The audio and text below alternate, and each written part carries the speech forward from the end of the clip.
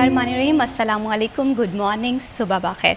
मैं हूँ महविश हबीब। सिटी एट10 में खुशामदीद। इस उम्मीद और इस दुआ के साथ कि आपके दिन का आगाज़ बेहतरीन हुआ होगा, बामकसद हुआ होगा, पुरसुकून हुआ होगा। दिन का आगाज़ जो है वो हमेशा इस दुआ के साथ करना चाहिए कि आप अपने साथ साथ दूसरे लोगों के लिए भी आसानियाँ बांटेंगे। आज का प्रोग्राम जो है वो बहुत ज़्यादा इन्फॉर्मेटिव होने वाला है। हमेशा की तरह सबसे पहले हम प्रोग्राम में बात करेंगे फैसलाबाद का मौसम कैसा रहेगा, और दूसरी बार हम बात करेंगे कि फैसलाबाद हमारा प्यारा शहर है। इस शहर की तरक्की के हवाले से हर कोई चाहता है कि यहाँ का रोड इंफ्रास्ट्रक्चर बेहतर हो। स्ट्रीट लाइट्स की जो कमी शहर में देखने में आ रही है ये ना हो। कमिश्नर फैसलाबाद भी हमें ज्वाइन करेंगे प्रोग्राम में। इसके साथ साथ सोने के भाव ताव क्या चल रहे हैं इस पर भी बात करेंगे। इंसानियत की खिदमत करना बहुत ज़्यादा ज़रूरी होता है। अल हुदा फाउंडेशन स्वीट होम के सीईओ भी हमारे साथ प्रोग्राम में मौजूद होंगे। सब्जियों के भाव ताव से लेकर सोने के क्या रेट मार्केट में चल रहे हैं आज के प्रोग्राम में हम डिस्कस करेंगे। तो मौसम के हवाले से जानना बहुत ज़्यादा ज़रूरी होता है ताकि आप अपने पूरे दिन को उसके अकॉर्डिंग प्लान कर सकें। देखते हैं हमारे टुडेज़ वेदर के सेगमेंट में। मरियम रज़ा हमारे साथ मौजूद हैं। जी मरियम रज़ा, बताइएगा कि फैसलाबाद के वेदर के हवाले से क्या अपडेट्स हैं? जी बिल्कुल, शहर फैसलाबाद के मौसम के हवाले से बात करें तो फैसलाबाद का मौसम जो है वो अबरआलूद दिखाई देता है, क्योंकि स्मोक ने अपने डेरे जमा लिए हैं। बेशक रात हो या सुबह हो, फैसलाबाद में एयर क्वालिटी इंडेक्स के अंदर इजाफा जो है वो होता हुआ दिखाई दे रहा है। मौसमी तब्दीलियाँ जहाँ एक जानब हो रही हैं तो वहीं जो एयर क्वालिटी इंडेक्स है उसके अंदर इजाफा भी मामूल बन चुका है। अगर फैसलाबाद के दर्जा हरारत के हवाले से बात करें तो कम से कम दर्जा हरारत 19 डिग्री सेंटीग्रेड रिकॉर्ड किया गया, जबकि ज़्यादा से ज़्यादा 32 डिग्री रहने का इम्कान है। हवा में नमी का तनासुब 80% है, जबकि हवाएं 3 किलोमीटर फी घंटा की रफ्तार से चल रही हैं। और अगर स्मोक के हवाले से बात करें तो शहर फैसलाबाद में स्मोक के अंदर इजाफा होता दिखाई दे रहा है। कल के रोज़ फैसलाबाद का एयर क्वालिटी इंडेक्स जो था वो 234 था, जबकि रात के औकात में 189 तक जा पहुंचा। और इस वक्त शहर फैसलाबाद का एयर क्वालिटी इंडेक्स जो है वो 193 है, यानी कि 200 के करीब पहुंच चुका है। मज़ीद इसी तरह से इसके अंदर इजाफा जो है वो होता हुआ दिखाई देगा। तो तिब्बी माहिरीन का कहना है कि एहतियात बहुत ज़्यादा ज़रूरी है। हसास तबीयत के अफराद जो हैं वो घर से गैर ज़रूरी सफ़र के लिए बाहर ना निकलें। अगर आपको निकलना पड़ता है तो मास्क का इस्तेमाल लाजमी तौर पर है। बुज़ुर्ग, बच्चे, ख़वातीन ख़ास तौर पर मास्क का इस्तेमाल जो है वो ज़रूर करें ताकि फ़िज़ा की जो आलूदगी है उससे बचा जा सके और उससे जुड़ी बीमारियां जो हैं उनसे भी बचा जा सके, क्योंकि महकमा मौसमियात के मुताबिक भी आइंदा 24 घंटों के और इसके साथ साथ आइंदा हफ्ते के अंदर बारिश का कोई भी इम्कान नहीं। और स्मोक की कमी सिर्फ बारिश की वजह से ही होती हुई दिखाई देगी, लेकिन आइंदा एक हफ्ते तक मज़ीद महकमा मौसमियात की जानिब से बारिश की कोई भी पेशन गोई नहीं की गई। जी बहुत शुक्रिया मरियम रज़ा तफसीलात से आगाह करने के लिए। अब प्रोग्राम में बात करते हैं ऐसे काबिल, मेहनती और इंतज़ामी सलाहियतों के हामिल अफसर की जिन्होंने पंजाब के बड़े बड़े ओहदों पर काम किया। आला कारकर्दगी के साथ अपनी ईमानदारी, अपनी दयानतदारी की वजह से आवाम में काफ़ी ज़्यादा मकबूल हुए, आवाम का एतमाद भी हासिल किया। जी हाँ, मैं बात कर रही हूँ राजा जहांगीर अनवर साहब की। आप DG पंजाब फूड अथॉरिटी भी रह चुके हैं, कमिश्नर बहावलपुर भी रह चुके हैं, इसके साथ साथ सेक्रेटरी सकाफत भी रह चुके हैं, सेक्रेटरी इत्तलात और नशरियात पंजाब भी रह चुके हैं, और ऐसे समेत बड़े बड़े ओहदों पे आपने काम किया हुआ है। और फैसलाबाद में बतौर डिवीज़नल कमिश्नर अपनी ज़िम्मेदारियां सर अंजाम दे रहे हैं। और फैसलाबाद के हवाले से बात करें, फैसलाबाद जो है एक बड़ा शहर है, पंजाब का दूसरा बड़ा शहर और पाकिस्तान का तीसरा बड़ा शहर।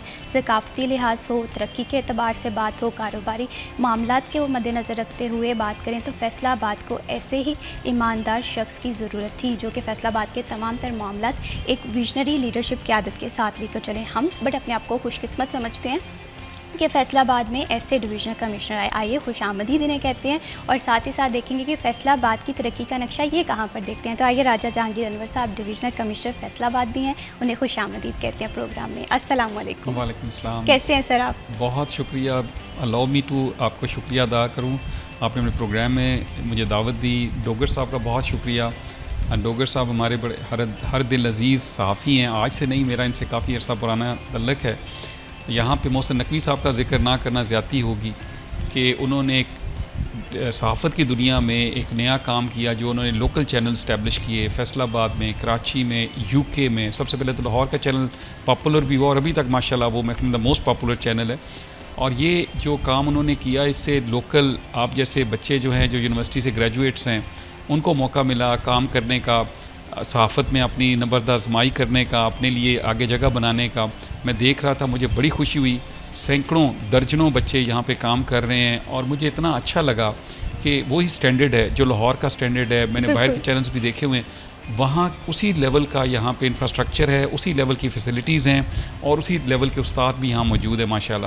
تو آپ لوگوں کو بہت آئی نو کہ کئی سالوں سے یہ چینل چل رہے ہیں, لیکن چونکہ میرا پہلا وزٹ ہے اور میرا پہلا پروگرام ہے آپ کے ساتھ, تو یہاں پہ میں جو سٹی 41 کی پوری ٹیم کو مبارکباد بھی دیتا ہوں, ان کا شکریہ بھی ادا کرتا ہوں. اور یہ بہت بڑی پبلک سروس ہے بے شک جو آپ لوگ کر رہے ہیں ماشاءاللہ. اور یہ آسان کام نہیں ہے. لوگوں کو شاید لگتا ہے کہ یہ ٹی وی دیکھتے ہوئے کہ شاید پتہ نہیں وہاں بیٹھ کے یہ سارا کچھ ہو رہا تھا. پوری پیچھے ٹیکنیکل ٹیم ہے, یہاں پہ رپورٹرز کی پوری ایک بہت بڑی فوج ہے ماشاءاللہ.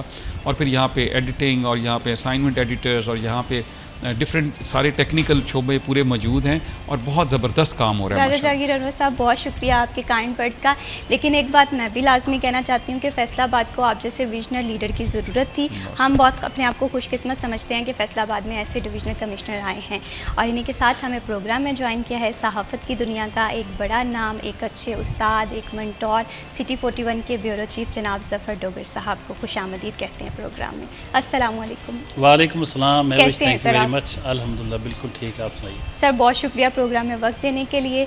سر سب سے پہلے تو میں آپ سے گفتگو کا آغاز کروں گی. جناب راجہ جہانگیر انور صاحب, ایک اتنا بڑا نام, اور فیصل آباد کو یہ اعزاز حاصل ہے کہ آپ بطور ڈویژنل کمشنر یہاں پر اپوائنٹ ہوئے ہیں, کیسے دیکھتے ہیں انہیں؟ جیسا کہ آپ نے اپنے ابتدائیہ میں کہا اور بعد میں بھی کہا کہ ہماری خوش قسمتی ہے, یہ لفظ مجھے بہت اپروپریٹ لگا, اس لیے بھی کہ انتظامی افسران, ہم 2002 سے میں فیصل آباد میں آیا تھا, تو تب سے ہم دیکھ رہے ہیں مختلف بڑے بڑے اچھے افسران بھی آئے اور بڑے بڑے قابل افسران آئے, بڑا بڑا کام کیا انہوں نے. ہمیں ان سے خاص عقیدت اس لیے بھی زیادہ ہے کہ میڈیا کے ساتھ, میڈیا مالکان کے ساتھ, میڈیا تنظیموں کے ساتھ, عام میڈیا ورکرز کے ساتھ, وہ اخبارات ہوں, الیکٹرانک میڈیا ہو, پرنٹ میڈیا ہو, ان کی ذاتی دوستیاں ہیں. یہ ہماری خوشی غمی میں شریک ہوتے ہیں. یہ شاید پاکستان کے وہ واحد بیوروکریٹ ہوں گے جن کی اتنی زیادہ دوستیاں میڈیا کے ورکرز کے ساتھ, عام ورکرز, عامل صحافی جو ان کے ساتھ, مالکان کے ساتھ, اور بہت خوبصورت رول ان کا بطور D G P R Punjab, secretary information Punjab اور باقی عہدوں پہ بھی جو رہے. تو ہمیں بہت خوشی ہو رہی ہے اس بات کی کہ وہ فیصل آباد آئے. تو جو میڈیا کے مسائل ہوتے ہیں, میڈیا کے ورکرز کے مسائل ہوتے ہیں, یا میڈیا کے ساتھ کس طرح پبلک آفیسرز جو ہیں ان کا لائزن کیسا ہونا چاہیے, ان سے زیادہ شاید ہی کوئی سمجھتا ہو. تو اس لیے ہماری ہمیں دوہری خوشی ہو رہی ہے. اور یہ بھی خوشی کی بات ہے کہ آج وہ سٹی 41 کے آپ کے مارننگ شو میں تشریف فرما ہیں. آج ان سے باتیں کریں کھل کے, چونکہ یہ ایڈمنسٹریٹر بھی ہیں میونسپل کارپوریشن فیصل آباد کے, جو پاکستان کے تیسرے بڑے شہر کی اور پنجاب کے دوسرے بڑے شہر کی کارپوریشن ہے. تو مسائل بھی ڈسکس کریں, ایشوز بھی ان پہ بات کریں, اور ان کے آنے سے جو امیدیں پیدا ہوئی ہیں بہتری کی, اس پہ بھی بات کریں گے. بالکل سر, اسی طرح سے ہے. ابھی 2 منتھس اپروکسیمیٹلی ہوئے ہیں, اور سر ہم شہر کا نقشہ بدلتے ہوئے دیکھ رہے ہیں. ہم نے دیکھا ہے کہ پیچ ورک فیصل آباد میں کافی عرصے سے عوام کی یہ ڈیمانڈ تھی کہ جب وہ گھر سے باہر نکلیں روڈ انفراسٹرکچر بہتر ہو, اسٹریٹ لائٹس کے ایشو موجود تھے. تو ایسے میں آپ 2 منتھ سے یہاں پر اپوائنٹڈ ہیں بطور ڈویژنل کمشنر, آپ نے اس چیز کو سمجھا اور عوام اسے بڑی قدر کی نگاہ سے دیکھتی ہے. عوام میں کبھی ہم مائک لے کر نکل جائیں تو وہ اس چیز کو سمجھتی ہے, اور بلکہ آپ کا بہت شکر گزار بھی ہیں کہ آپ ایٹ لیسٹ عوام کے مسائل کو سمجھ رہے ہیں.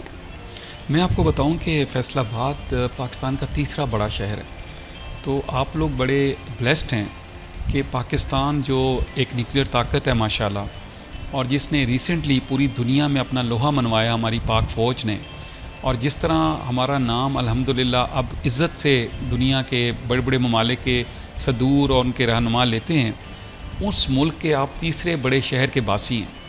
اب صورتحال یہ ہے کہ جتنا بڑا یہ شہر ہے اور جتنی اس کی کنٹریبیوشن ہے, اور آپ کے علم میں ہے کہ یہ ٹیکسٹائل کی ساری ایکسپورٹ یہاں کا جو آپ کا سوتر منڈی جس کو کہا جاتا تھا, جو آپ کا یہ 8 بازاروں کا شہر کہا جاتا تھا, اب یہ 8 بازاروں کا شہر رہا نہیں. اب یہ 80 لاکھ لوگوں کا شہر ہے. اب یہ 80 لاکھ لوگ ماشاءاللہ, اور یہ وہ لوگ ہیں جو بڑے باشعور, اور یہاں پہ جب لوگ باہر سے آتے ہیں ہمارے ساتھ ملنے آتے ہیں, یا ڈفرینٹ گروپس آتے ہیں, ڈیلیگیشنز آتے ہیں, جب ہم سے ملتے ہیں تو وہ فیصل آباد کو ایک بڑی عزت کی نگاہ سے دیکھتے ہیں کیونکہ پوری دنیا میں اب جو رسم رواج ہے وہ ہے معیشت. اب جو ملک، شہر، دیہات، شخص معاشی طور پہ مضبوط ہے اسی کی سنی جاتی ہے، اسی کی مانی جاتی ہے. آپ نے شہر کی ترقی کی بات کی یا شہر کے مسائل کی بات کی. ابھی تو ہم شروع کر رہے ہیں، پہلا آپ کا سوال ہے تو اس میں تھوڑا سا کچھ چیزیں آپ کو بتا دوں. ہم نے اسٹریٹ لائٹ کا 2-3 دفعہ ذکر کیا.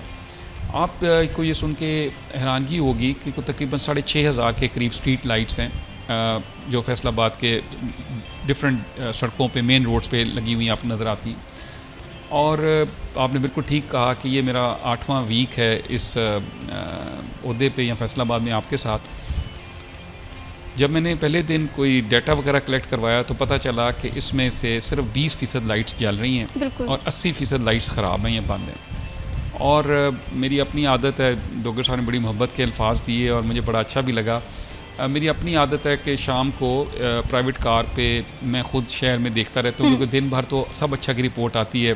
ڈوگر صاحب بڑے جاندیدہ آدمی ہیں، ان کو اندازہ ہے کہ یہ سارا نظام کیسے کام کرتا ہے. یہ تو میں خود رات کو، میں کل رات کی بات کر رہا ہوں کہ مجھے سب رپورٹ دی گئی فلاں یہ 4 سڑکوں پہ تمام لائٹس جل رہی ہیں. تو میں نے خود جا کے 4 سڑکوں پہ وزٹ کیا تو نہیں، معاملات ٹھیک نہیں تھے.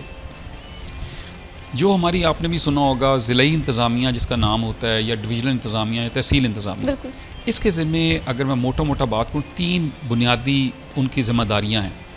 ایک ہم کہتے ہیں جنرل ایڈمنسٹریشن، کہ کبھی الیکشنز آ گئے، کبھی محرم کی ڈیوٹی آ گئی، کبھی فلڈ آ گئے، یہ ایک تو انتظامی امور یہ والے ہو گئے. دوسرا ہے لینڈ ریونیو مینجمنٹ، یہ جو سرکاری زمینوں کے معاملات ہیں. پٹواریوں کا آپ نام سنا ہوتا ہے، آپ نے پٹواری، تحصیلدار، یہ سرکاری زمینوں کی، پھر انتقالات زمینوں کی، لوگوں کی جتنی زمینوں کے معاملات ہیں اس کو دیکھنا، یہ ان کا دوسری بنیادی ذمہ داریوں میں شامل ہے. لیکن پچھلے چند سالوں سے جب سے لوکل گورنمنٹ جو ہے وہ انتظامیہ کے ہاتھ میں آ گئی اور چونکہ بلدیاتی الیکشنز نہیں ہوئے، تو میونسپیلٹی سروسز، جو یہ میونسپل لیول کے ایشوز ہیں، موٹے میں بتا دیتا ہوں آپ کو، جس میں آوارہ کتوں کو مارنے سے لے کے، اسٹریٹ لائٹ سے لے کے، پارک مینجمنٹ سے، واٹر سپلائی سے، سیویج سے، آپ کی روڈ مینجمنٹ سے، آپ کی بیوٹیفیکیشن سے، یہ سارے معاملات جو ہیں یہ میونسپل سروسز ہیں. بالکل. اگر ایک بندہ جس کی ایک مرلہ زمین نہیں ہے، اس کو پٹواری سے زندگی بھر کام نہیں پڑے گا. لیکن اگر ایک بندہ شہر میں کرائے کے مکان میں بھی رہتا ہے، اس کو بھی میونسپل سروسز اسی طرح چاہیے جس طرح کوئی بڑے بنگلے میں رہتا ہے. اور ہماری بدقسمتی سمجھیں کہ 2016 میں آخری دفعہ فیصل آباد کی یہ ساری سڑکیں بنی تھیں، آج سے 10 سال پہلے. اس دوران بہرحال کچھ معاملات ایسے آئے کہ شاید اتنی بڑی انویسٹمنٹ یا اتنی بڑی اپ گریڈیشن یا ریہیبلیٹیشن کا پروجیکٹ کوئی نہیں آیا فیصل آباد میں. یہ جب تمام سڑکیں ہیں، ظاہر ہے انہوں نے اپنی زندگی اب جی لی ہے، they outlive their utility life. اب ان کی جگہ آپ کو نئی سڑکیں چاہیے، نیا انفراسٹرکچر چاہیے.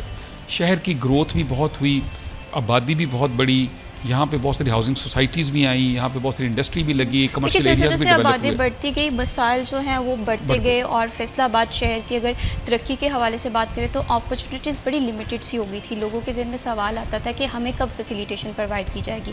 فردر بھی اس پر بات کریں گے. وقت ہوا ایک چھوٹی سی بریک کا. اسٹے.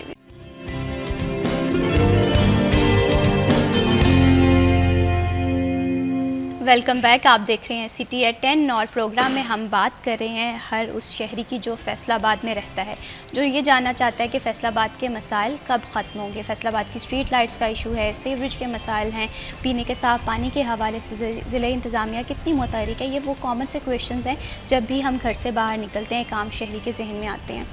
جناب ظفر ڈوگر صاحب، بریک پہ جانے سے پہلے ہم بات کر رہے تھے فیصل آباد کے مسائل کے حوالے سے. اگر فیصل آباد کی ہسٹری کے حوالے سے بات کریں تو یہ برٹش دور کا ایک ایسا شہر تھا جو کہ ویل آرگنائز تھا، ویل پلانڈ تھا. فیسیلیٹیشن بھی اس دور میں ہم دیکھ رہے تھے. لیکن جیسے جیسے ترقی بڑھتی گئی، دور آگے بڑھتا گیا، ہم نے دیکھا کہ مسائل میں اضافہ ہو گیا. اب آ کر لگ رہا ہے کہ فیصل آباد کے حالات بدلیں گے. کیا کہتے ہیں اس پر؟ دیکھیے، گورا صاحب جو تھے انہوں نے اس دور کو ہم دیکھتے ہیں تو بڑا پلانڈ شہر تھا. بالکل انہوں نے بنایا تھا تو بڑا 8 بازاروں کو دیکھیں آپ، یا اس وقت کے ماڈل ویلیج دیکھیں آپ، بہت زبردست انفراسٹرکچر تھا.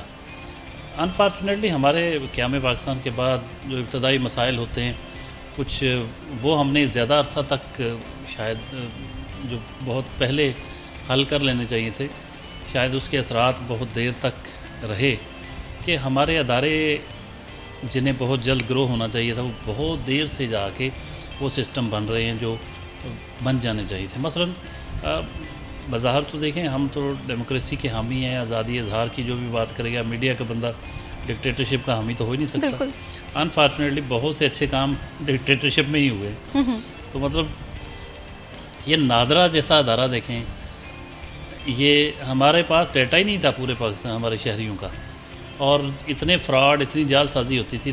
یہ جب یہ رجسٹریشن ہوئی, فیملی ٹریز بنے, نادرا کا کہ جو شناختی کارڈ CNIC بننا شروع ہوئے, تو پھر جا کے کہیں ہمیں پتہ چلا کہ ہمارا مطلب جعل سازی کرنا, فراڈ کرنا نسبتاً مشکل ہوتا گیا, اور ہمارے وہ لنک ہوتے گئے قومی جو FBR کے ساتھ بھی چیزیں. اب آ کے گورنمنٹ اس قابل ہوئی ہے کہ وہ صحیح معنوں میں جا کے شہریوں کے بارے میں کچھ کر سکے گی. جب ڈیٹا ہی نہ موجود ہو تو ڈیٹا انالیسس کیا ہوگا, اس کی بنیاد, اس کے بغیر آپ کچھ پلاننگ کر ہی نہیں سکتے. تو ان پلانڈ گروتھ جو ہوئی وہ بہت غلط تھا. مثلا آپ دیکھیں کہ ایک بازاروں کے وہ سیدھے ہی نہیں ہے بازار, ایک مربع میں کالونی ہے, کوئی کہیں جا رہی, کوئی کہیں. ٹریفک کے مسائل بھی تو اتنے ہیں کہ میں مطلب یہ پروگرام محدود ہوگا اس حوالے سے. اتنے ایشوز ہیں کہ مطلب آپ مطلب سر پیٹیں گے اپنا کہ یار یہ کس طرح سے شہر کیسے گرو کیا, کس طرح سے, کوئی پوچھنے والا نہیں تھا. لیکن بہرحال ڈے بائی ڈے میں سمجھتا ہوں کہ بیٹر لیٹ دین نیور. ایک وقت آتا ہے, ہر چیز کا ایک وقت ہوتا ہے, وہ ہونا ہی ہوتا ہے. تو اللہ کا شکر ہے کہ میں سمجھتا ہوں کہ ہم اب رائٹ ڈائریکشن میں سفر شروع ہو گیا ہے. اب اس طرح سے نہیں ہے کہ مطلب کوئی چیز غلط ہو رہی ہو تو کوئی پوچھنے والا نہ ہو. تو یہی بات ہوتی ہے کہ چلیں ہم لیٹ صحیح لیکن صحیح ڈائریکشن کی طرف چلنا شروع ہو گئے ہیں. اور جس طرح سے موجودہ گورنمنٹ بھی مختلف ادارے بنا رہی ہے, مختلف طرح کے انسٹیٹیوشنز بن رہے ہیں, مختلف طرح کی فورسز بن رہی ہیں, تو ان کے نتائج یقیناً برآمد ہوں گے اور بہتری کی طرف سفر انشاءاللہ تیزی سے ہوگا. اب میں کسی گورنمنٹ کی خاص کی کوئی وہ نہیں کر رہا, لیکن اوورآل آپ دیکھیں تو کچھ عرصے سے ایسا ہو رہا ہے کہ ہم بہتری کی طرف جا رہے ہیں. لیکن اس کا مطلب یہ نہیں ہے کہ مطلب وہ دیکھنے کا ایک انداز ہے کہ آپ اس کو آدھا گلاس بھرا دیکھیں یا آدھا خالی دیکھیں. تو میں ذرا آپٹیمسٹک رہتا ہوں. آدھا جو بھرا ہوتا ہے اس پہ خوشی کا اظہار کرتے ہیں, اور باقی جو آدھا خالی ہوتا ہے اس کو بھی بھرنے کی پلاننگ جو لوگ بھی کرتے ہیں, ہم ان کو سمجھیں کہ دست و بازو بننے کی کوشش کرتے ہیں. اور as watch dog of society جو میڈیا کا رول ہوتا ہے, اس کے اپنی ذمہ داری نبھاتے ہوئے ہم بہت ساری خرابیاں جو ہوتی ہیں ان کی بھی نشاندہی کرتے رہتے ہیں. کہ پاکستان کا تیسرا بڑا شہر جو ہے اس کو جس طرح کی سہولتیں وہاں شہریوں کو ہونی چاہیے وہ نہیں ہیں. ابھی پبلک ٹرانسپورٹ ہی نہیں. ابھی کمشنر صاحب کہیں گے بھائی اب تو آگے ہی نا, یہ کتنا بڑا مسئلہ تھا, میں دیکھیے کتنا بڑا مسئلہ. بالکل اسی طرح. تو تھینکس ٹو مریم نواز شریف صاحب کہ مطلب, اور کمشنر صاحب کے ہوتے ہوئے آئی ہیں, یہ بھی ان کو کریڈٹ جاتا ہے. یہ اتنا دیرینہ مسئلہ تھا, اتنا پرانا مسئلہ تھا کہ آپ اس سے, یہ جڑا ہوا ہے پارکنگ کے ساتھ بھی. بالکل. جب آپ کو گھر سے ابھی تو اور بسیں آئیں گی تو مسئلہ حل ہوگا. ابھی بہت سی بسیں چاہیے. اس طرح گورنمنٹ میٹرو بنانے کا پلان کر رہی ہے. لیکن اگر ایک اور اینگل سے دیکھیں, میری تو خواہش یہ ہے کہ آج کمشنر صاحب بول رہے ہیں, لیکن میں ایک آدھ منٹ میں بات کرتا ہوں کیونکہ ہم نے ان کا فائدہ اٹھانا ہے, تو ان کے سامنے ہی ساری سچویشن رکھیں گے. اور یہی چند ایک بڑی بڑی چیزیں ہیں جو گورنمنٹ کے کرنے کے کام ہیں, لیکن بہت سے فیکٹر انوالوڈ ہوتے ہیں. میں سمجھتا ہوں لاہور پہ جتنا رش ہے, اگر آپ ہائی کورٹ بینچ فیصل آباد میں بن جائے تو آپ کا بہت سارا رش ختم ہو جائے گا. یہ جو ہزاروں گاڑیاں روزانہ لاہور کی طرف جاتی صبح صبح آپ کو نظر آتی ہیں, تو وہ مقدمات میں پیشی کے سلسلے میں جا رہے ہوتے ہیں. وہ ادھر ہوگا تو اس شہر کا اسٹیٹس بھی اپ ہوگا اور لاہور پہ بھی رش کم ہوگا. ہمارا روڈ انفراسٹرکچر, اس پہ بہت زیادہ کام کرنے کی ضرورت ہے. ہماری اسٹریٹ لائٹس, گرین بیلٹس, ہمارے پارکس اجڑے ہوئے ہیں, باغات اجڑے ہوئے ہیں. ہمارے پاس پینے کا صاف پانی نہیں ہے. واسا پوری آبادی کو پانی کی سپلائی نہیں دے رہا. ہمارا زیر زمین پانی مضر صحت ہو چکا ہے. بدقسمتی سے بہت سے صنعت کار وہ زیر زمین ڈمپ کر دیتے ہیں ویسٹ واٹر جو ہے. تو یہ انسانیت کے خلاف جرم قرار دیا جانا چاہیے کہ وہ غرقیاں بنائی ہوئی نیچے کر دیتے ہیں پانی. تو اس کے وجہ سے پانی ہی مضر صحت ہو چکا ہے فیصل آباد کا. تو بہت سے ایشوز ہیں جس پہ ابھی ہم بات کرتے رہتے ہیں. سڑکیں تو بات ہو چکی. تو اس میں یہ کہ جتنا ریونیو ہم دیتے ہیں پنجاب میں کچھ عرصہ تک تو تھا, اب بھی میں سمجھتا ہوں کہ سب سے زیادہ ریونیو فیصل آباد دیتا ہے. تو ہمیں اس تناسب سے اس کا پورشن ملنا چاہیے. ہمارے ہاں بہت سارے روڈز کی, چوکوں چراہوں کی ریسٹرکچرنگ, ری ڈیزائننگ ہونے والی ہے. ابھی اسٹریٹ لائٹس کا تو کمشنر صاحب نے بتایا کہ وہ کیا ہے انہوں نے. انڈر پاسز بننے والے ہیں, اوور ہیڈ بریجز بننے والے ہیں. ہمارے شہر کا کوئی ٹریفک انجینئر نہیں, ٹیپا جو ہے تالے لگے ہوئے ہیں دفتر کو. تو بہت سے ایشوز ہیں. ہم توقع کرتے ہیں کہ انشاءاللہ آنے والے جو دن ہیں ان چیزوں کو ایڈریس کیا جائے گا. بالکل سر. اور کمشنر صاحب سے ہم توقع کرتے ہیں, یہ ان کی ٹیریٹوریل جورسڈکشن وہی ہے جو سٹی 41 کی ہے. تو فیصل آباد ڈویژن کے معاملات انشاءاللہ ہم سمجھتے ہیں کہ ان کے آنے سے اور بہتر ہوں گے, اور ایک ویژنری آفیسر کے آنے سے جو توقعات لوگوں کو ہوتی ہے انشاءاللہ وہ پوری ہوں گی. بالکل سر, اسی طرح سے ہے. اور جیسے ہم بار بار کہہ رہے ہیں کہ یہ فیصل آباد کی بڑی خوش قسمتی ہے کہ فیصل آباد کو ایسے ویژنری لیڈر ملے ہیں. راجہ جہانگیر انور صاحب, آپ سے میں یہ جاننا چاہتی ہوں, 2 منتھس ہو گئے ہیں آپ کو یہاں پر اپوائنٹڈ, لیکن جب آپ نے یہاں پر ڈویژنل کمشنر کا چارج سنبھالا تو آپ کی ذہن میں سب سے پہلا ہدف کیا آیا تھا اس شہر کو لے کر؟ دیکھیے, میں بڑا متاثر ہوا. ڈوگر صاحب نے سمندر کوزے میں بند کر دیا. انہوں نے ساری گفتگو 3 سے 4 منٹ میں جو بھی شہر کے مسائل ہیں, خاص طور پہ انہوں نے جو بڑے مسائل کا, جیسے آپ ٹرانسپورٹ کی بات کی, یہ بالکل درست فرما رہے ہیں. یہ بھی جو انیشیٹو ہے اس گورنمنٹ نے لیا, جو آپ کی ٹرانسپورٹ کا ہے, ابھی صرف 30 بسیں آئی ہیں الیکٹرک, اور 90 بسیں پوری ہونی ہیں, 60 اور آ رہی ہیں. ابھی سر 2 راؤٹس پہ بسیں چل رہی ہیں, یہ انشاءاللہ 8-9 راؤٹس پہ اس نے چلنا ہے. اور سب سے بڑی بات, میں ابھی آپ کا پروگرام میں شروع میں جب ویدر بتایا جا رہا تھا تو اس میں اسموگ کا ذکر ہو رہا تھا. اب یہ ساری الیکٹرک بسز جو ہیں یہ زیرو امیشن کرتی ہیں, ان کا کوئی دھواں نہیں ہے, ان کا کوئی نیگیٹو امپیکٹ آن انوائرمنٹ نہیں ہے. چونکہ آپ کے شہر میں آپ کو سن کے حیرانگی ہوگی کہ 20 لاکھ موٹر بائکس ہیں اور تقریباً 3 لاکھ کے قریب 4 ویلرز ہیں, جس میں ٹرک, بسز, کاریں, وینس یہ ساری موجود ہیں. اور یہ ساری کی ساری جو گاڑیاں ہیں یہ دھواں دیتی ہیں, اور یہ دھواں کہاں جاتا ہے؟ یہ فضا میں جاتا ہے. ابھی انہوں نے بتایا کہ 194 پہ اس وقت AQI ہے, ایئر کوالٹی انڈیکس پہ. اور میں آپ کو بتا دوں آپ کے ناظرین کو کہ لکیلی پچھلے 15 دن سے, کیونکہ ہم نے اپنے ہاں کمشنر آفس میں ایک اسموگ کنٹرول سیل بنایا ہوا ہے, اور اس کے لیے تمام اس میں محکمے ہیں ایگریکلچر کے. ایگریکلچر اس لیے امپورٹنٹ ہے کہ آج کل جو منجی کی فصل ہے, جو رائس کی فصل ہے, اس کو ہارویسٹ کیا جاتا ہے, اور اس کی جو باقیات اس کو جلایا جاتا ہے. اور وہ اتنا بڑا زیادتی ہوتی ہے, اتنا زیادہ دھواں ہوتا ہے, کیونکہ پورے پنجاب میں میں آپ کو بتاتا چلوں 66 لاکھ ایکڑ پہ چاول کاشت ہوتا ہے. اور جب وہ کاشت ہو جاتا ہارویسٹنگ ہو جاتی ہے اس کی, تو اس کے بعد لوگ اس کو جلا دیتے ہیں. اور آپ نے دیکھا ہوگا کہ دھوئیں ہی دھوئیں ہر طرف, اگر موٹر وے پہ ٹریول کریں آپ کو, اور وہ اتنا بڑا کنٹریبیوٹنگ فیکٹر ہے. دوسرا میں ڈوگر صاحب کو یہ بھی بتاتا چلوں کہ یہاں پہ چونکہ جتنی بھی سرکاری سڑکیں بن رہی ہیں یا سرکاری عمارتیں بن رہی ہیں یا پرائیویٹ عمارتیں بن رہی ہیں, ہم کوشش کر رہے ہیں کہ وہاں پہ جو SOP ہے انوائرمنٹل پروٹیکشن ایجنسی کی, کہ آپ اس کو کور کریں, جو مٹیریل ہے کنسٹرکشن کو اس کو کور کریں, کیروگیٹڈ شیٹس لگائیں, گرین کپڑا لگائیں, تاکہ اس کا جو مٹی دھواں باہر نہ نکلے. کیونکہ جو اسموگ کے 2 بڑے کمپوننٹس ہیں اس میں, ایک میں چونکہ یہ میرا خواہش تھی کہ آپ کے ناظرین کو پتہ ہو, ایک ڈسٹ ہے, یہ گرد, اور دوسرا دھواں ہے کاربن. ان دونوں کی زیادتی جو ہے وہ آپ کا خدا نخواستہ اگر آپ اس کو اسی فضا میں سانس لے رہے ہیں تو وہ آپ کا کینسر کا باعث بنتا ہے. آپ کا یہ الائڈ ہسپتال آپ کے قریب ہی, یہاں سے 8000 کی OPD ہے, ڈیلی 8000 لوگ آپ کے الائڈ ہاسپٹل کی OPD میں آتے ہیں. یہ ایک ہاسپٹل کی بات کروں, اگر میں اس کو ملٹیپلائی بائی 26 کروں تاکہ 4 دن چھٹی ہوتی ہے, تو یہ تقریباً 2 لاکھ لوگ صرف الائڈ ہاسپٹل میں آ رہے ہیں. LI 2 میں اور دیگر جتنے سرکاری اسپتال ہیں, اگر آپ اس سارے کا حساب لگائیں, یہ میں اپنی طرف سے ایک نمبر دے رہا ہوں جو کہیں سے ویریفائڈ نہیں ہے, اس کا مطلب یہ ہے کہ ہر مہینے 5 لاکھ لوگ فیصل آباد کے ہسپتالوں کو وزٹ کرتے ہیں. یہ خطرناک بات ہے. وہ 2-3 چیزیں ہیں. ڈوگر صاحب نے دوسری بڑی امپورٹنٹ بات کی, پانی کی.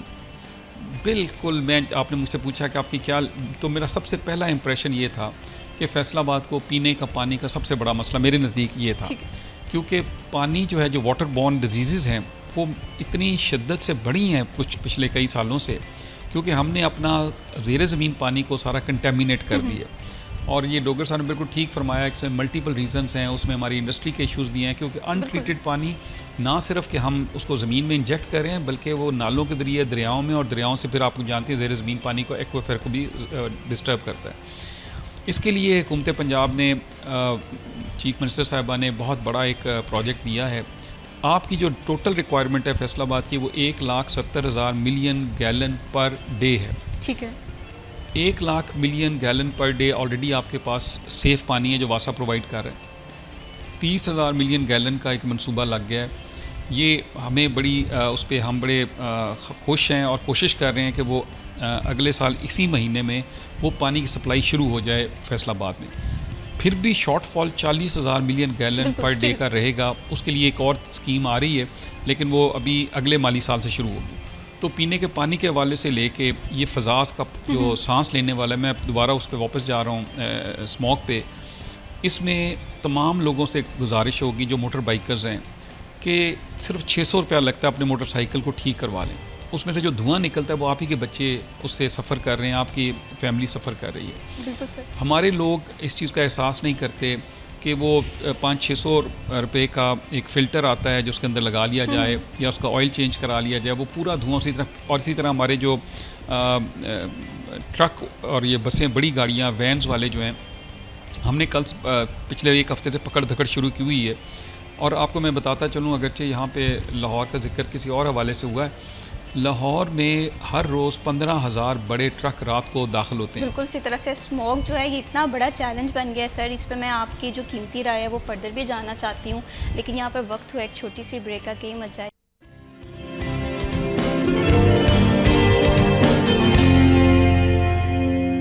ویلکم بیک جی. آپ دیکھ رہے ہیں سٹی ایٹ 10 اور بریک پہ جانے سے پہلے بڑے اہم موضوع پہ ہم گفتگو کر رہے تھے، اسموک کا ایشو. وہ ایشو جو مجھ سے، آپ سے اور ہر اس شہری سے کنیکٹڈ ہے جو کہ چاہتا ہے کہ فیصل آباد کا ماحول ہو یا پاکستان کا انوائرمنٹ ہو وہ نیٹ اینڈ کلین ہو. لیکن اس میں جب ہماری اپنی ذمہ داریاں ادا کرنے کی باری آتی ہے تو ہم پیچھے رہ جاتے ہیں. گاڑیوں کی مینٹیننس نہیں کرواتے، ماسک کا استعمال نہیں کرتے، جس کی وجہ سے ہم اثرات اپنی صحت پہ بھی دیکھ رہے ہوتے ہیں اور اپنی سراؤنڈنگ پہ بھی دیکھ رہے ہوتے ہیں. راجہ جہانگیر انور صاحب، آپ بہت ہی خوبصورت گفتگو کر رہے تھے کہ کس طرح سے ہم اس ماحول کو صاف رکھ سکتے ہیں، کس طرح سے اسموک سے بچ سکتے ہیں. تو جہاں سے ہماری گفتگو کا تسلسل ٹوٹا تھا وہیں سے آغاز کریں. دیکھیں، آپ نے بریک کے دوران بڑی خوبصورت بات کی کہ بنیادی طور پہ یہ ہر شہری کو ذمہ داری لینی پڑے گی. یہ کسی ایک شعبہ کو، ایک ادارے کو یا ایک کسی سیگمنٹ آف سوسائٹی کا نہیں، یہ پورے ملک کا مسئلہ بن چکا ہے. میں آپ کو بتاؤں کہ یہ جو موسمیاتی تبدیلی جس کو ہم کلائمیٹ چینج کہتے ہیں، جس کی وجہ سے آپ نے دیکھا اس سال بھی فلڈز آئے، ہیٹ ویوز آتی ہیں، اسٹارمز آتی ہیں، کسی جگہ بارش کا پورا نظام بدل چکا ہے، پیٹرن جو جس کو کہا جاتا ہے. اور اس کا افیکٹ کیا آ رہا ہے؟ اس کا افیکٹ یہ آ رہا ہے کہ جو فصلیں ہم بوائی کرتے تھے اس کی ستمبر میں، اب ہمیں جا کے اکتوبر میں کرنی پڑی. پورا کراپنگ پیٹرن چینج ہو گیا. آپ کا جو لائف سٹائل ہے اس کو چینج ہو گیا، کیونکہ اب ہیٹ اتنی بڑھ جائے گی، سردی اتنی بڑھ جائے گی کہ آپ کو اپنا لائف سٹائل چینج کرنا پڑے گا، آپ کو اپنے فوڈ کا انٹیک چینج کرنا پڑے گا. کہنے کا مطلب یہ ہے کہ یہ پوری دنیا، پلانٹ ارتھ جس کو کہا جاتا ہے، یہ آلریڈی بیمار ہو چکی ہے. اور آپ کے علم میں ہے، یہ سب کو نون فیکٹ ہے کہ ہر اتنے سالوں سے 2 ڈگری ٹیمپریچر ارتھ کا بڑھ گیا ہوا ہے. اور اگر اسی اسپیس سے، اسی سپیڈ سے ہم اپنا نقصان کرتے رہے اپنے اس خطے کا یا اپنے ماحول کا، تو آپ سمجھ سکتی ہیں کہ کیا آنے والے دنوں میں کیا کیا بڑے بڑے حادثے ہو سکتے ہیں. مثال کے طور پہ یہ جو سب کانٹیننٹ ہے یا ساؤتھ ایشیا، جس میں بھارت، نیپال، بنگلہ دیش، پاکستان اور یہ دیگر ممالک آتے ہیں، یہ تقریباً 2 ارب سے زائد کی آبادی ہے. بالکل. اور 2 ارب کی آبادی اس وقت سب سے زیادہ ولنریبل ہے، کیونکہ ابھی یہ جو اسموک سیزن ہے، ابھی ہمارے ہمسایہ ملک بھارت میں دیوالی کا ایک تہوار ہوتا ہے. اس سال دیوالی کے تہوار میں دلی میں 6 ارب روپے کے فائر ورکس جو آتش بازی چلائی گئی. اب وہ سارے، دلی دنیا کا سب سے پولوٹیڈ اور ڈرٹیسٹ سٹی ہے. وہاں پہ پچھلے 6 دنوں سے ان کا جو AQI ہے وہ 1000 تک رہا ہے. اور وہاں سے جو ایسٹ ٹو ویسٹ ونڈ آتی ہے، جو ان کی اس طرف سے ہوا کا جو دباؤ ہے وہ لاہور کی طرف ہے اور پنجاب پاکستان کی طرف ہے. اور رستے میں میں آپ کو بتاؤں، جو انڈین پنجاب ہے، امرتسر، گرداسپور، ہریانہ، یہ ساری جگہیں جو ہیں، یہاں پہ 30 لاکھ ایکڑ پہ چاول کی کاشت ہوئی اور وہ اس وقت وہاں پہ آگ لگی ہوئی ہے. اگر آپ ناسا کا میپ دیکھیں جو کوئی لوگ بھی گوگل کر کے دیکھ سکتے ہیں, وہ آپ کو نظر آئے گا جو اس کی ریڈ انوملیز ہیں, جو آگ کے جو نشانات ہیں وہ دونوں طرف بہت زیادہ ہیں, ہمارے ہاں بھی اور ادھر بھی. کاشتکار دونوں طرف کی ایک ہی طرح کے پریکٹسز کر رہے ہیں. اب یہ سارے کا سارا دھواں اکٹھا ہو کے میرے اور آپ کی طرف آ رہا ہے. میں آپ کو بتاؤں کہ 100 AQI سے اوپر جو بھی نمبر آتا ہے وہ میرے اور آپ کے لیے مضر صحت ہے, بچوں کے لیے, بڑوں کے لیے, بیماروں کے لیے. وہ ایگریویٹ کرتا ہے سچویشن کو. تو یہ آپ نے بڑی اچھی بات کی تھی, شہریوں کو ذمہ داری لینی پڑے گی, ہر بندے کو اپنا رول پلے کرنا پڑے گا. اب کاشتکار میں اور آپ ہیں, وہ ہمارے ہی کوئی بھائی آگ لگا رہا ہے وہاں فصلوں کو. مجھے یاد ہے ڈوگر صاحب کے پچھلے سال ایک اشتہار بھی چلتا تھا کہ تو فصلاں نہیں تو نسلاں آگ لا رہے ہیں. تو یہ جو نسلیں ہم خراب کر رہے ہیں, ایک کمزور اس کے پھیپھڑوں کے ساتھ ہم ایک نسل پیدا کر رہے ہیں جو بیچاری ولنریبل ہے, وہ جو ڈپینڈنٹ ہے. اور ہم دے کیا رہے ہیں؟ اب یہ کیوں فصلوں کو آگ لگائی جاتی ہے؟ اب تو حکومت نے ان کو سپر سیڈرز دے دیے ہیں, مشینیں دی ہیں جس پہ 60% سبسڈی ہے. 60% مطلب اس کی قیمت 12 لاکھ ہے اس مشین کی, تو 8 لاکھ حکومت دے رہی ہے کہ خدا کا واسطہ آپ آگ نہ لگائیں. اسی طرح انڈسٹری کی بات آپ کر رہے تھے. دیکھیں, ہمیں انڈسٹری کو چلانا بھی ہے, لیکن ہم یہ ایکسپیکٹ کرتے ہیں, ہم انڈسٹری بند نہیں کرنا چاہتے. جس دن انڈسٹری بند ہوتی ہے بے روزگار ہوتا ہے دیہڑی دار, آپ کے گھر میں اس کی چارہ جو بھی اس کا آمدن ہے وہ ختم ہوتی ہے. ہم کہتے ہیں کہ ہمارے لوگ امیشن کنٹرول سسٹم لگائیں. یہ ماشاءاللہ انڈسٹریسٹ صاحب ثروت لوگ ہیں, یہ لگا سکتے ہیں. یہ کوئی بہت قیمتی چیزیں نہیں ہیں کہ جو نہ لگ سکیں. آپ نے بھٹوں کی بات کی, بالکل ٹھیک کہہ رہی ہیں. پنجاب بھر میں 10,000 بھٹے ہیں. اب بھٹوں کو بہت ٹائم لگا ہمیں ان کو زگ زیگ ٹیکنیک پہ لانے کے لیے, اور بہت سارے ڈیمولش ہوئے, بہت ساری لڑائی جھگڑے ہوئے, بہت ساری عدالتوں کے معاملات آئے. یہ اسی طرح ہماری جو بڑی گاڑیاں ہیں, بسیں ہیں, ٹرک ہیں, ان سب کو چینج ہونا پڑے گا. حکومت پنجاب نے بہت اچھا یہ کام کیا ڈوگر صاحب کہ انہوں نے جو فیول ٹیسٹنگ لیب ہے, انشاءاللہ میری بات ہوئی ہے 2 دن پہلے, تو مجھے امید ہے کہ منڈے کو ہمارے پاس بھی موبائل فیول ٹیسٹنگ لیب آ جائے گی. جتنے پیٹرول سٹیشنز ہیں اس ڈویژن کے, ہم سب کو چیک کریں گے ان کا تیل, کیونکہ جو ایڈلٹریٹڈ تیل ہوتا ہے جو گاڑیوں میں جاتا ہے یا بائکس پہ جاتا ہے, اس کی وجہ سے بھی دھواں ہوتا ہے. آپ کے علم میں ہے کہ ایک اور ملک کا بھی تیل ہمارے یہاں استعمال ہو, سستا ملتا ہے, تو اس کو پھر منافع خوری کے لیے استعمال کیا جاتا ہے. تو یہ تو اسموک کا تھا. جو شہر کے حوالے سے میں بات آپ کی معترف ہوں کہ آپ نے اس پر دھیان دلوایا. ڈوگر صاحب, یہ جب تک ہر شہری ذمہ داری نہیں لے گا, میں ڈوگر صاحب کو صبح ہی بتا رہا تھا ایک بات کہ صرف ایک دن ستھرا پنجاب اتنا بڑا انیشیٹو ہے حکومت پنجاب کا, وزیر اعلیٰ مریم نواز صاحبہ کا, کہ ڈوگر صاحب نے کہا نا کہ بہتری آ رہی ہے انشاءاللہ. تو انہوں نے یہ اتنا بڑا پروجیکٹ, 1.5 لاکھ لوگ اس صوبے میں یہ صفائی کر رہے ہیں جی, 30,000 گاڑیاں ان کے پاس, اور آپ دیکھتے ہیں ماشاءاللہ وہ کام کرتے ہیں. ایک اتوار والے دن وہ چھٹی کرتے ہیں. آپ دیکھیں ہم شہر کا حال کیا کرتے ہیں, ایسے ہی ہے. اور پھر ہم گلا یہ کر رہے ہوتے ہیں کہ دیکھیں جی اس گلی سے آج وہ صفائی نہیں ہوئی. بھائی خدا کا واسطہ ایک دن آپ خود صفائی کریں, ایک دن کوڑا نہ پھینکیں, آپ ایک دن رک جائیں کسی طرح. اور یہ آپ کے علم میں ہے کہ یہ جب تک شہری ذمہ داری نہیں لیں گے, بالکل اگر ہم خود ایک ریڑھی والا سڑک بلاک کر کے بیٹھا ہوا ہے, ہم ڈنڈا ماریں گے, ہم ان کو روز آ کے اٹھائیں گے وہاں سے. ایک مسلسل جنگ ہے. بالکل, آپ ایک طرف سے اٹھا کے جاتے ہیں, وہ پھر آ جاتے ہیں. لیکن لوگوں کو چاہیے کہ جو بندہ بھی سڑک پہ کھڑی ہوئی ریڑھی سے, ان کو بائک آؤٹ کریں, مت لیں ان سے فروٹ یا سبزی یا جو بھی چیز ہے. ہم وہاں پہ ریڑھی پہ رکتے ہیں, ساتھ اپنی موٹر بائک کھڑی کرتے ہیں, وہ سڑک جو 10% رکی ہوئی تھی وہ 20% رکتی ہے. آپ بائک آؤٹ کریں. ایک ذمہ دار شہری, مجھے یاد ہے محسن نقوی صاحب کے دور میں انہوں نے ایک بنایا تھا ذمہ دار شہری کا کانسیپٹ, کہ اپنے آپ کو شہری کی ذمہ داری محسوس کریں, غلط جگہ پارکنگ نہ کریں, سڑک پہ گاڑی نہ کھڑی کریں. ہر چیز آپ نا, ہمارے یہاں ایک ڈیولپ ہو چکی ہے چیز کہ ہم نا بلیم شفٹ کرتے ہیں کہ جی وہ کریں, وہ زیادہ ایزی لگتا ہے. بالکل آپ ٹھیک کہہ رہی ہیں. بالکل اسی طرح سے ہے, ایک ذمہ دار شہری ہونا بہت زیادہ ضروری ہے. اگر ہم اپنی سوک سینس کو امپروو کر لیں گے, وہ رائٹس جو ہم بات کرتے ہیں, جب فارن کنٹریز کی ایگزامپل دیتے ہیں, وہ ہمیں ہمارے شہر میں نظر آئیں گے. جناب ظفر ڈوگر صاحب, آپ سے میں یہ جاننا چاہتی ہوں, ماحولیاتی آلودگی کے حوالے سے ہم بات کر رہے تھے, بہت ہی حساس ٹاپک ہے اور اس پہ گفتگو کرنا بڑا ضروری ہے, تاکہ یہ جو ماحول ہے یہ ہماری آنے والی نسلوں کی ایک امانت ہے. اگر ہم صحیح سے پرووائڈ نہیں کریں گے, وہ پانی ہو, وہ ہمارا ماحول ہو, تو ہم کس طرح سے ایک بہتر شہری ثابت ہو سکتے ہیں. اس پہ جناب ظفر ڈوگر صاحب کا ہم پوائنٹ آف ویو جانیں گے, لیکن وقت ہوا ایک چھوٹی سی بریک کا. اسٹے ود اس.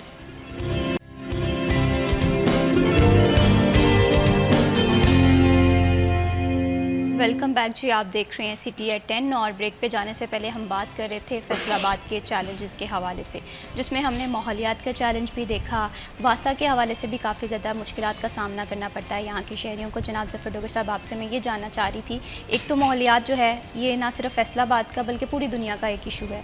फैसलाबाद में हम इसीलिए ज़्यादा फोकस करते हैं क्योंकि हम इस शहर के वासी हैं और हम चाहते हैं कि फैसलाबाद में इन्वायरमेंट्स के इशू बाकी शहरों की निस्बतन कम आए, हमारी जो नस्लें हैं वो इस शहर में परवान चढ़ेंगी। तो इस इशू को आप किस तरह से देखते हैं और उसके बाद वासा के मसाइल के हवाले से भी थोड़े से बताइएगा। देखिए, अभी राजा साहब ने जो बात की है, कमिश्नर साहब ने,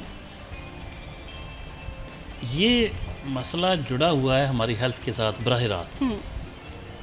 साफ़ सुथरा माहौल मुहावरतन ही सही, लेकिन कहा जाता है कि जो ये ज़रा मॉडर्न कंट्रीज़ में जाते हैं, वेस्ट में जाते हैं, उनकी 10 साल उम्र बढ़ जाती है। बिल्कुल ऐसे ही सही।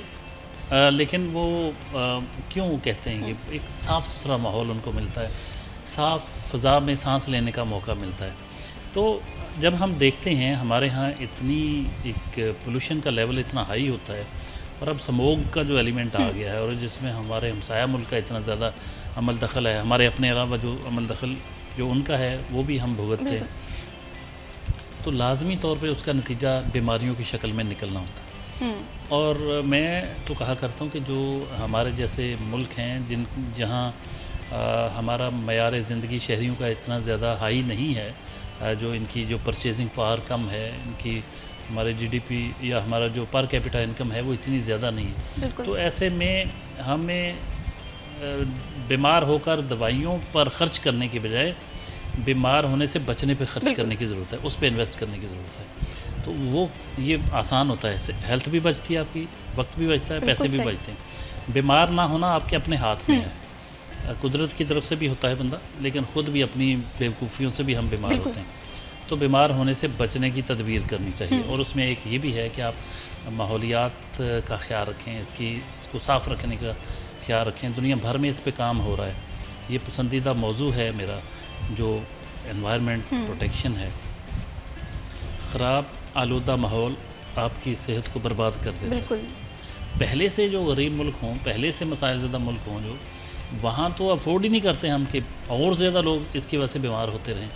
तो गवर्नमेंट अगर इस पे इनिशिएटिव लेती है तो वेरी गुड, ज़बरदस्त। जो राजा साहब ने बताया कि जैसे स्मोक कंट्रोल करने के लिए जो सेल इनके यहाँ काम कर रहा है कमिश्नर ऑफिस में, तो इस तरह के इक़दाम करने चाहिए कि शहरियों को अवेयर भी करना चाहिए। अवेयरनेस कैंपेन बहुत ज़रूरी है, वो भी चलनी चाहिए। और इसके साथ साथ अमली इक़दाम जो इसे कंट्रोल करने के लिए, जैसे हार्वेस्टिंग के दौरान ये जो बाकियात जला देते हैं हम, गाड़ियों का धुआं, हमारे मतलब शहरी जो है ओवरऑल हमारा एक मजाज बन गया है। हम इस माहौल के साथ हमने एडजस्ट कर लिया है कि बस शायद ऐसे ही रहना, ये बड़ी ख़तरनाक बात है।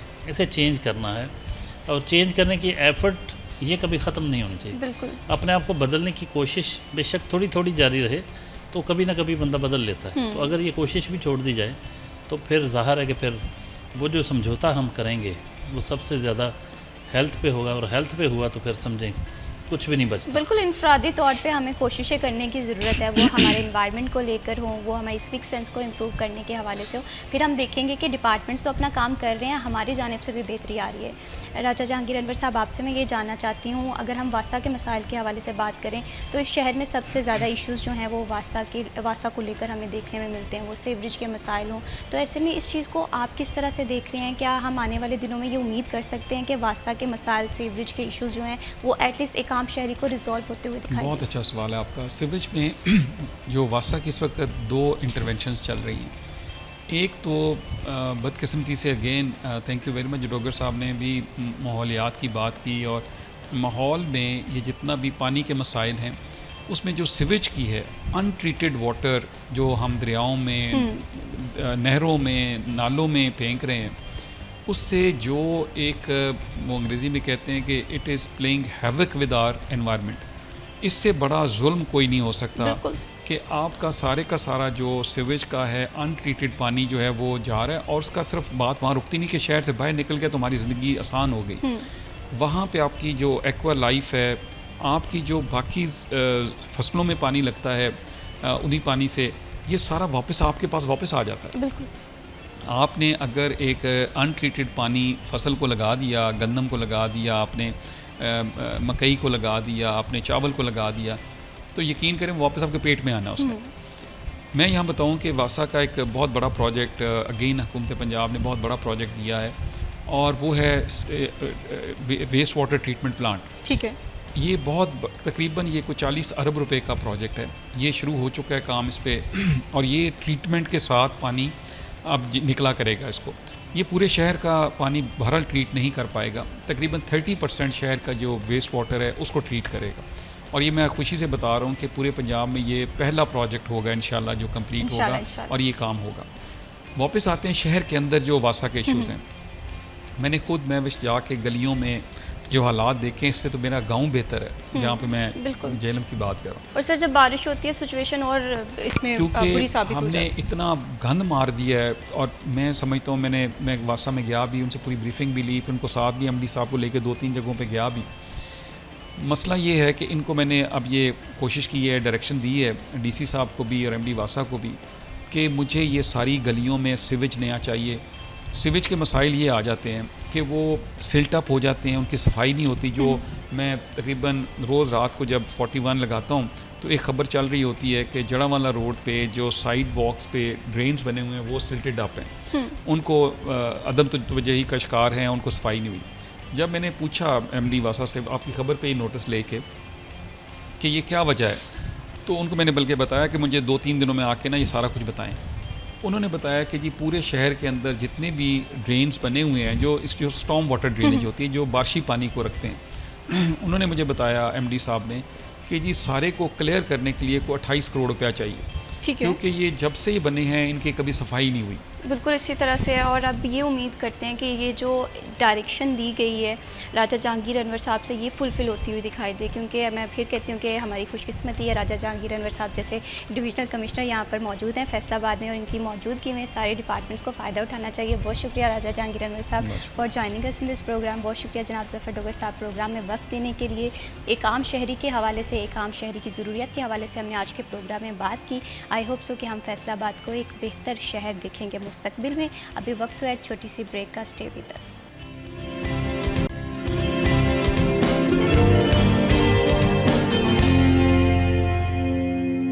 ویلکم بیک جی. آپ دیکھ رہے ہیں City at 10 اور بڑھاتے ہیں پروگرام کو آگے, اور اب بات کرتے ہیں سالگرہ کے دن کے حوالے سے. آپ کی سالگرہ میں ہم بھی شامل ہو سکتے ہیں اور آپ کی سالگرہ کو ہم شامل کر سکتے ہیں City at 10 میں. آپ اس کے لیے کیا کریں گے, اس کے لیے آپ نے برتھ ڈے کے حوالے سے اپنی پکچرس یا ویڈیوز ہمیں واٹس ایپ کرنی ہے. ہم آپ کی سالگرہ کو شامل کریں گے City at 10 میں. آج چنیوٹ سے City 41 کے نمائندہ کمیل حیدر جو ہیں وہ اپنی سالگرہ منا رہے ہیں. کمیل حیدر کو City 41 کی پوری ٹیم کی جانب سے برتھ ڈے کی ڈھیروں مبارکباد. آپ زندگی میں بے شمار کامیابیاں اور کامرانیاں سمیٹنے کے بعد بڑھاتے ہیں پروگرام کو آگے, اور اب پروگرام میں ہم ملواتے ہیں آپ کو ایک ایسی شخصیت سے جنہوں نے اپنی زندگی کا موٹیو اور ویژن صرف اور صرف انسانیت کی خدمت رکھا. اپنی جائیداد تمام تر اللہ کی راہ میں وقف کر دی, نہ شہرت کے لیے نہ تعریف کے لیے, صرف اور صرف انسانیت کی خدمت کے لیے. آج کی بھاگتی دوڑتی زندگی میں ایسے شخص جو ہیں وہ موجود ہیں جو کہ ہم سب کے لیے ایک زندہ ایگزامپل ہیں, تاکہ ہم بھی اپنی زندگی میں ان تمام لوگوں کے لیے آسانیاں بانٹیں اگر اللہ تعالیٰ نے ہمیں اتنی استطاعت رکھی ہے. پروگرام میں ہم خوش آمدید کہتے ہیں ڈاکٹر نوید اقبال صاحب کو. آپ CEO ہیں الہدا سویٹ ہوم اسکول کے, اور اس کے ساتھ ساتھ بانی ہیں NNI جو کہ ایک NGO ہے. تو خوش آمدید کہتے ہیں سر کو. السلام علیکم. جی وعلیکم السلام. کیسے ہیں نوید صاحب آپ؟ جی الحمدللہ, اللہ کا شکر. بہت شکریہ آپ نے پروگرام میں وقت نکالا. نوید صاحب میں تو بہت انسپائرڈ ہوں. اگر آج کے دور کے حوالے سے بات کریں تو میں سمجھتی ہوں کہ بہت کم لوگ ہیں جو اپنے سے بڑھ کر دوسروں کا سوچتے ہیں. اپنی جائیداد جو ہے وہ اللہ کی راہ میں وقف کر دینا, چھوٹے بچوں کی تربیت کے لیے, یتیم بچوں کی بحالی کے لیے کام کرنا, کیسے آیا یہ جذبہ؟ بنیادی طور پہ تو یہ اللہ کی توفیق سے ہی میں نے سب کام کیے ہیں, لیکن بیسکلی میرے ذہن میں ایک خیال تھا کہ میں کسی ایک یتیم بچے کی پرورش کروں. قرآن حدیث میں اس کی بڑی تعریف آئی ہے, تاکید آئی ہے. تو وہ خیال بڑھتے بڑھتے سویٹ ہوم تک چلا گیا. وہاں سے میں نے سویٹ ہوم کا آغاز کیا. پہلے 5 بچے تھے, پھر 20 ہوئے, اب تقریباً 50 بچے ہیں, اور ہم 100 ہمارا ٹارگیٹ ہے. جب میں نے ان بچوں کے ساتھ وقت سپینڈ کیا, ان کے حالات دیکھے, ان کے معاملات دیکھے, تو میری سوچ میں کافی تغیر آیا. پہلے تو تھا نہ چلیں قرآن حدیث میں ایک تاکید تھی, اس چیز کو لے کے آگے چلا, لیکن جب میں نے پریکٹیکلی یہ سٹارٹ لیا ان بچوں کو میں خود ان کے گھروں سے جس طرح سے لے کے آیا، پھر جیسے ان کی ہم نے پرورش کی، وہاں سے میری سوچ میں کافی تغیر آیا، اور اتنا تغیر آیا کہ میں نے اپنی half property on stamp black and white ان بچوں کے لیے وقف کر دی کہ یہ آرگنائزیشن جب تک ہے وہ میری جائیداد وقف رہے گی۔ مشکلات آئیں؟ جی مشکلات تو ظاہر ہے آتی ہیں، اور اچھے کام میں ذرا زیادہ ہی آتی ہیں، تو لیکن الحمدللہ جب اللہ نے ایک توفیق دے دی تو پھر رستے بنتے گئے۔ بالکل، میں سمجھتی ہوں کہ انسانیت کی خدمت کے لیے نا اللہ تعالیٰ کچھ خاص لوگوں کا چناؤ کرتے ہیں، اور اللہ تعالیٰ کی لسٹ میں آپ وہ خاص بنتے ہیں جو کہ دوسروں کے لیے خدمت کا جذبہ رکھتے ہیں۔ سر، یہ جو آپ کی NGO ہے NNI، اس کے حوالے سے بتائیے کہ کتنے پروجیکٹس پہ کام کر رہی ہے، کس طرح سے سوسائٹی میں اپنا رول پلے کر رہی ہے؟ جی، یہ NNI اس وقت ہمارے تقریباً 11 پروجیکٹس ہیں جی جو چل رہے ہیں۔ ایک ان میں سے ہے جو ابھی پائپ لائن میں ہے، ادروائز 10 ایکٹیو ہیں، ٹھیک ہے، جس میں سے ایک آلودہ یتیم خانہ ہے، اور آلودہ دارالمان، آلودہ مسافر خانہ، آلودہ لنگر خانہ، آلودہ دارالقرآن، آلودہ بھائی چارہ بینک، آلودہ ایوننگ اسکول، اس قسم کے کوئی 10 پروجیکٹس ہیں جو ایکٹیو ہیں، اور آلودہ ڈے کیئر سینٹر پہ ہم کام کر رہے ہیں، انشاءاللہ وہ بھی ہم شروع کریں گے۔ تو ٹھیک ہے، اس قسم کے معاملات ہیں۔ سے یہ جو الہدیٰ یتیم خانہ کے حوالے سے بتائیں، ان میں کون کون سے بچوں کو رکھا جاتا ہے، کیا کیا فیسیلیٹیشن پرووائڈ کی جاتی ہے؟ اسکولنگ کے حوالے سے ظاہر سی بات ہے آج کے اگر ہم دور کے حوالے سے بات کریں تو اسکولنگ بہت امپورٹنٹ رہا ہے کہ ایک اچھا انوائرمنٹ بچوں کو پرووائڈ کرنا۔ جی ایسے ہی ہے، اس میں میں خود ایک ادارے کا آنر ہوں، CEO ہوں آلودہ اسکول اینڈ کالج کا، تو بچوں کو ادھر اسی ادارے میں تعلیم ملتی ہے۔ تو اس میں یہ ہے کہ میں تھوڑا سا واضح کر دوں کہ اس میں 100 کی ہمارے پاس کیپیسٹی ہے، 50 تک بچے ہمارے پاس موجود ہیں۔ اس میں جب ہم نے اس میں کام شروع کیا تو ہمیں کچھ چیزیں ایسی سامنے آئیں جو ذرا ہٹ کے تھی، تو ان کو بھی ہم نے نا آفیشلی اس میں ڈیڈیکیٹ کر دیا۔ 5 سے 10% سیٹیں ہم نے ان بچوں کے لیے رکھ دی ہیں۔ فار ایگزامپل جو یتیم تو نہیں ہے، لیکن دیکھیں نا اگر ایک عورت ہے اس کو طلاق ہو گئی ہے، اب اس کے پاس کوئی اگلا راستہ نہیں ہے، تو کیا وہ سنگل نہیں ہوگی؟ وہ بھی تو ایک قسم کا اسی کیٹیگری میں آ جائے گا، بچے والے سے محروم ہو گئے، یا وہ آگے اپنی زندگی کو راستہ دینا چاہتی ہے، شادی کرنا چاہتی ہے، اور اگلا شوہر بچے لینے کے تیار نہیں ہے، تبھی اس کے لیے فل اسٹاپ لگ جاتا ہے۔ بالکل، تو ہم نے ان لوگوں کو بھی ریسکیو کیا ہے۔ 10% سیٹیں ہم نے ایسے بچوں کے لیے رکھ دی ہیں 100 میں سے جو اس کیٹیگری میں فال کرتے ہیں، صحیح، کیونکہ مطلب معاشرے پہ فرض ہے کہ ایسے لوگوں کو بھی ریسکیو کیا جائے۔ بالکل، تو الحمدللہ ہم نے ان لوگوں کو بھی ریسکیو کیا، اور اس میں ہمارے پاس جو بھی چھوٹے بچے ہیں 10 سال کی ایج تک، تو ان کی جو اسکولنگ جس میں نے بتایا کہ آلریڈی ہمارے پاس ایک ادارہ ہے، اس کے اندر ہی سارا ان کا انتظام ہے، کھانا پینا، رہائش، کپڑے، دوائی، اور یہ قرآن مجید کی تعلیم ہے۔ اس طرح ہم نے وہاں پہ ایک مسجد بھی بنائی ہوئی ہے، ٹھیک ہے، وہاں پہ 5 ٹائم نماز بھی ہوتی ہے، تو مکمل جو ایک عام بچے کو ماحول ملتا ہے وہاں گھر سے جیسا انوائرمنٹ۔ بالکل بھی۔ اور جیسے کہ وہ ہمارا اپنا ادارہ ہے تو ہمیں اندر سے کافی سپورٹ مل جاتی ہے۔ ہمارے اسکول کے جو اسٹوڈنٹس ہیں وہ ان کی بہت سپورٹ کرتے ہیں، ہمارے جو ٹیچرز ہیں وہ ان کو اپنے بچوں کی طرح سمجھتے ہیں، تو الحمدللہ کافی زیادہ ہمیں آسانی ہوتی ہے اس اعتبار سے۔ بالکل اسی طرح سے آج کے دور کے حوالے سے بات کریں تو جہاں پر میں، آپ یا ہم سب لوگ اپنا اپنا سوچ رہے ہیں تو بہت کم لوگ ہوتے ہیں جو کہ انسانیت کی خدمت کے لیے اپنی زندگی وقف کر دیتے ہیں۔ سر، یہ بھی بتائیے گا جیسے ابھی آپ نے بتایا کہ الہدیٰ فاؤنڈیشن کے الہدیٰ سویٹ ہوم کے ذریعے بہت سارے ایسے پروجیکٹس ہیں جن میں خواتین کو بھی امپاور کرنے کے حوالے سے اقدامات کیے جاتے ہیں، تو کس طرح سے آپ نے یہ انیشیٹو لیا؟ اور اس کے ساتھ ساتھ اگر NGO کو سوسائٹی میں دیکھیں تو آپ کیا دیکھ رہے ہیں، کیا رول ہے NGO کے سوسائٹی میں؟ اس میں دیکھیں جیسے کہ ہمارا دارالمان بھی ہے، اس میں ہم ایسی خواتین ہیں جو کسی مطلب گھریلو مسائل کی وجہ سے کوئی ایسی ناہمواری شکار ہو جاتی ہیں، تو ان کو ہم ادھر جگہ دیتے ہیں۔ اس میں ان کو ہم نہ صرف جگہ دیتے ہیں بلکہ ان کی جاب کا انتظام بھی کرتے ہیں، ٹھیک ہے، کیونکہ بیسکلی ہم ان کو وہاں پہ شیلٹر دیتے ہیں اور 3 ٹائم کا کھانا دیتے ہیں، لیکن باقی نیڈس کے حوالے سے ان کو ہم باقاعدہ طور پہ ایک آفر کرتے ہیں کہ یہ جاب آپ کر سکتے ہیں۔ تو اس میں جو ہمارے پاس توفیق ہے الحمدللہ رول پلے کر رہے ہیں جس حوالے سے۔ صحیح، بالکل صحیح بات ہے، اور یہ واقعی بہت بڑے اعزاز کی بات ہے۔ سر، یہ بھی بتائیے گا جیسے ہم آف دی ریکارڈ بریک پہ بات کر رہے تھے ڈیورنگ دی بریک کہ آپ نے یہ بھی کہا ہوا ہے کہ جو میری جو آخری آرام گاہ ہے وہ بھی ان بچوں کے ساتھ رہے گی، مطلب اتنی انسیت، اور کس طرح سے آپ نے یہ سوچا؟ اور آج کے دور کے حوالے سے میں بار بار کہتی ہوں یہ جذبہ، یہ پیشن کہاں سے آیا؟ دیکھیے یہ پریکٹیکل کرنے سے آیا۔ میں نے جب بچوں کے ساتھ انوالو ہوا، ان کے ساتھ وقت گزارا، ان کے معاملات کو دیکھا، تو یہ 2 چیزیں نیچرلی میرے اندر آئیں۔ ایک تو میں نے ہاف پراپرٹی ان کو ڈیڈیکیٹ کر دی، تو دوسرا پھر میں نے کہا کہ میری آخری آرام گاہ بھی ان کے پاس ہونی چاہیے. میں چاہتا ہوں کہ مرنے کے بعد بھی میں ان کے ساتھ ہی رہوں. تو یہ ایک ایسوسیشن تھی جس نے مجھے اس پہ ابھارا کہ میں جو اپنی آخری آرام گاہ ہے اس کا جو انتخاب اگر میری چوائس میں ہے تو یہ ہے کہ اسی ادارے کے اندر ہو. وہ میں نے تمام جو متعلقہ لوگ ان کو گائیڈ کیا ہوا ہے کہ آپ نے اس وقت مجھے یہاں پہ کرنا ہے. مولانا طارق جمیل صاحب آئے تھے افتتاح کے حوالے سے. ٹھیک ہے. تو انہوں نے ایک بڑی اچھی بات کی. وہ فرما رہے تھے کہ جی وہ بھی اپنے ہوم ٹاؤن تلمبہ میں ایک سویٹ ہوم بنا رہے ہیں. ٹھیک ہے. تو ابھی میں دیکھا 2 ماہ پہلے ٹی وی پہ کہ انہوں نے وہاں ایک سویٹ ہوم بنایا ہے اور اس میں انہوں نے گھر بنا دیے کہ یتیم بچوں کو انہوں نے باقاعدہ گھر دے دیے ود مدر. ٹھیک ہے. ان کی سوچ یہ تھی کہ ایک تو یہ یتیم ہیں تو اگر میں ماں سے بچہ بھی چھین کے لے آؤں گا تو وہ تو ڈبل یتیم ہو جائے گا. تو انہوں نے ماں کو بھی اکوموڈیشن وہاں دی, بچوں کو بھی اکوموڈیشن دی اور باقاعدہ اکوموڈیشن دے دی. تو ان کا یہ اسٹیپ ہمارے لیے بڑا انسپائرنگ تھا. اس کے بعد ہم نے بھی اپنے جو سویٹ ہوم ہے یتیم خانہ میں یہ آپشن رکھ دی کہ جو ماں بچے کے ساتھ رہنا چاہتی ہے وہ ہمارے دارالمان میں رہ سکتی ہے. ٹھیک ہے. تو الحمدللہ کی سوچ بڑی زبردست تھی اور بڑی یونیک تھی. جی صحیح. اور سر وہ جو بچے آتے ہیں الہدا سویٹ ہوم میں, ظاہر سی بات ہے وہ ایسے ان میں سے بہت سارے ایسے لوگ بھی ہوتے ہیں جو سوسائٹی نے دھتکارے ہوتے ہیں, بہت ساری پرابلمس کا شکار ہوتے ہیں, گھر چھوٹ جاتا ہے. تو ان بچوں کو ٹیکل کرنا تھوڑا سا مشکل ہوتا ہے. ان کی بحالی کے لیے کس طرح سے چیزیں لے کر چلتے ہیں؟ بالکل درست فرمایا آپ نے کہ 95% بچے ایسے ہی ہیں جو بہت زیادہ آپ سمجھتے ہیں کہ مسائل کا شکار تھے جن کو ہم نے جب ریسکیو کیا. اور ان کی بحالی کے حوالے سے جو اقدامات ہم کر رہے ہیں وہ تو ہم کر رہے ہیں.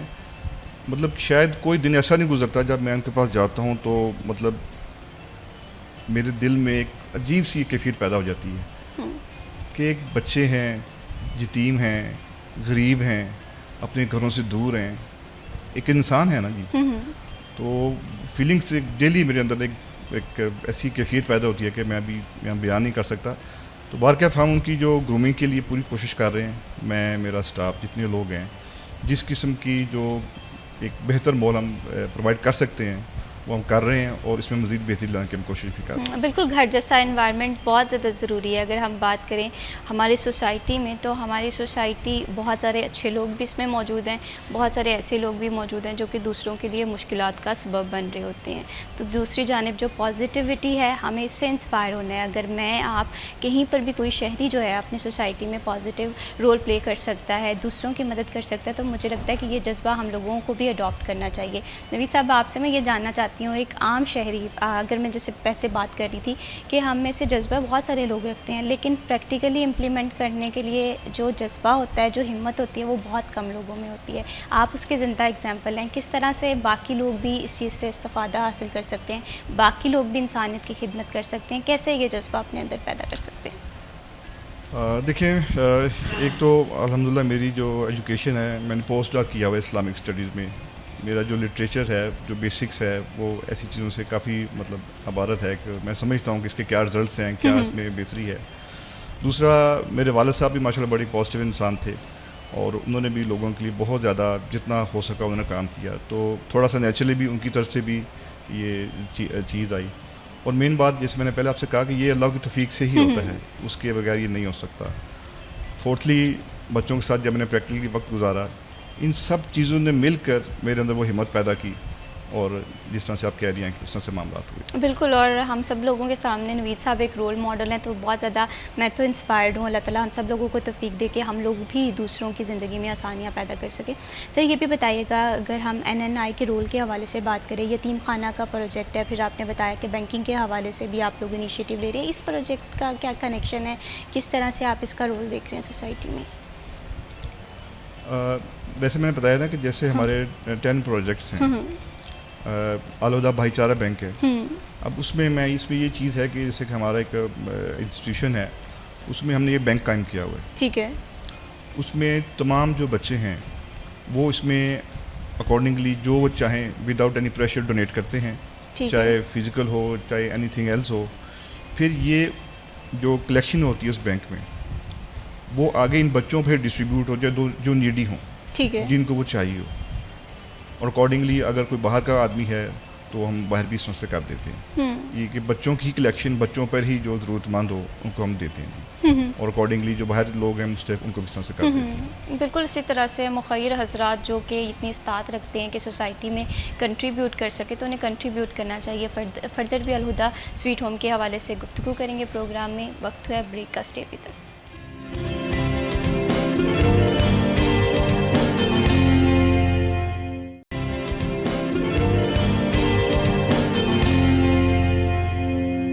ویلکم بیک جی. آپ دیکھ رہے ہیں سٹی ایٹ 10 اور بریک پہ جانے سے پہلے ہم بات کر رہے تھے انسانیت کی خدمت کے حوالے سے, الہدا سویٹ ہومز کے حوالے سے. NNI جو آرگنائزیشن ہے جو کہ انسانیت کی خدمت کر رہی ہے سوسائٹی میں, NGOز کا رول کیا ہے. نوید صاحب, جیسے کہ میں بریک پہ جانے سے پہلے بات کر رہی تھی کہ خواتین کو امپاور کرنا بہت زیادہ ضروری ہوتا ہے, اور الہدا سویٹ ہوم اور NNI جو ہے اس چیز کو بھی ریئلائز کر رہی ہے کہ سوسائٹی کی نیڈ ہے یہ.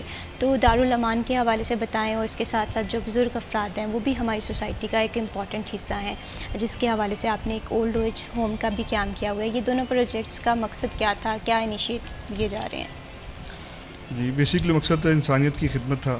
معاشرے کے جو ایسے افراد, خواتین ہیں, مرد حضرات ہیں جو گھریلو مسائل یا معاشی نامواری کے باعث معاملات بہتر نہیں کر سکتے, ان کو ہم نے اس میں فیسلٹیٹ کیا. اولڈ ایج ہوم میں ایسے جو خواتین ہیں یا کوئی بزرگ ہیں جن کے کوئی گھر میں جھگڑا ہو گیا یا گھر والوں نے نکال دیا ہے تو ان کو ہم ایڈجسٹ کرتے ہیں. اور دارالامان کے جیسے میں نے پہلے بتایا کہ کسی نہ کسی مد میں جو خواتین گھر سے نکل جاتی ہیں یا نکالی جاتی ہیں ان کو ہم اس میں ریسکیو کرتے ہیں.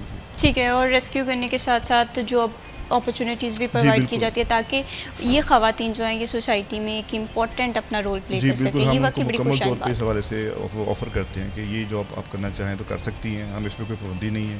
جو فیسلٹیز ہم ان کے حوالے سے پرووائڈ کر سکتے ہیں ہم کرتے ہیں. ادارے میں بھی جاب دیتے ہیں, ادارے سے باہر بھی ان کے لیے ارینج کرتے ہیں. صحیح, یہ بڑی اچھی بات ہے کہ نہ صرف لوگوں کو ریسکیو کرنا بلکہ انہیں فیسیلیٹیشن پرووائڈ کرنا آج کے دور میں, یہ بڑی بات ہے. اس کے ساتھ ساتھ میں دیکھ رہی ہوں کہ NNI کے پروجیکٹس واقعی سوسائٹی کے وہ تمام پہلوؤں کو کور کر رہے ہیں. جیسے مسافر خانہ آپ لوگوں کا پروجیکٹ ہے, اسے کس طرح سے دیکھ رہے ہیں. اس کے ساتھ ساتھ ایوننگ اسکول, میں یہ سمجھتی ہوں کہ اگر ہم ہماری سوسائٹی میں تعلیم عام کریں گے تو آسانیاں عام ہو جائیں گی.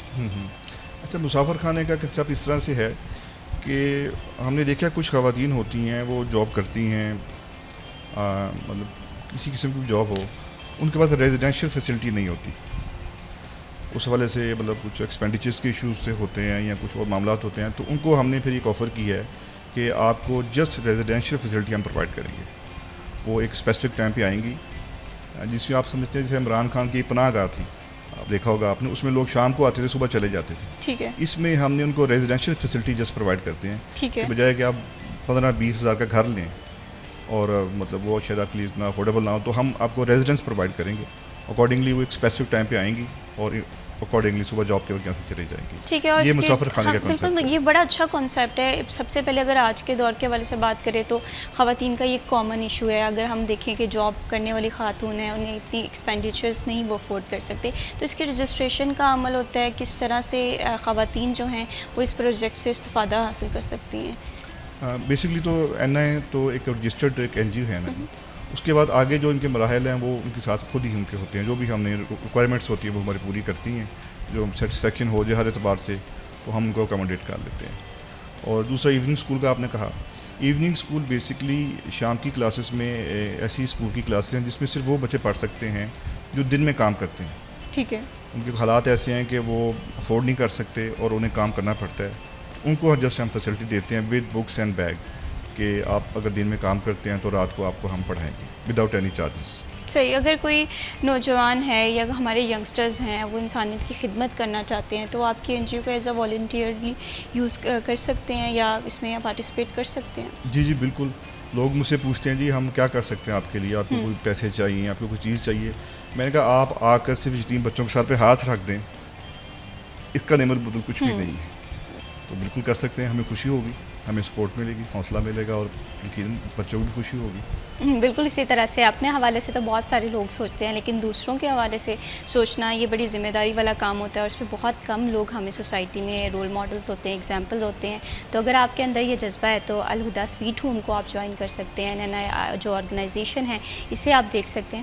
سر اس کے ساتھ ساتھ ڈے کیئر کے حوالے سے آپ نے بتایا کہ ایک بڑا پروجیکٹ جو ہے وہ ان لائن ہے, تو اس حوالے سے کیا کیا اس کے موٹیوز ہیں, کیا کیا ویژنز ہیں اس میں؟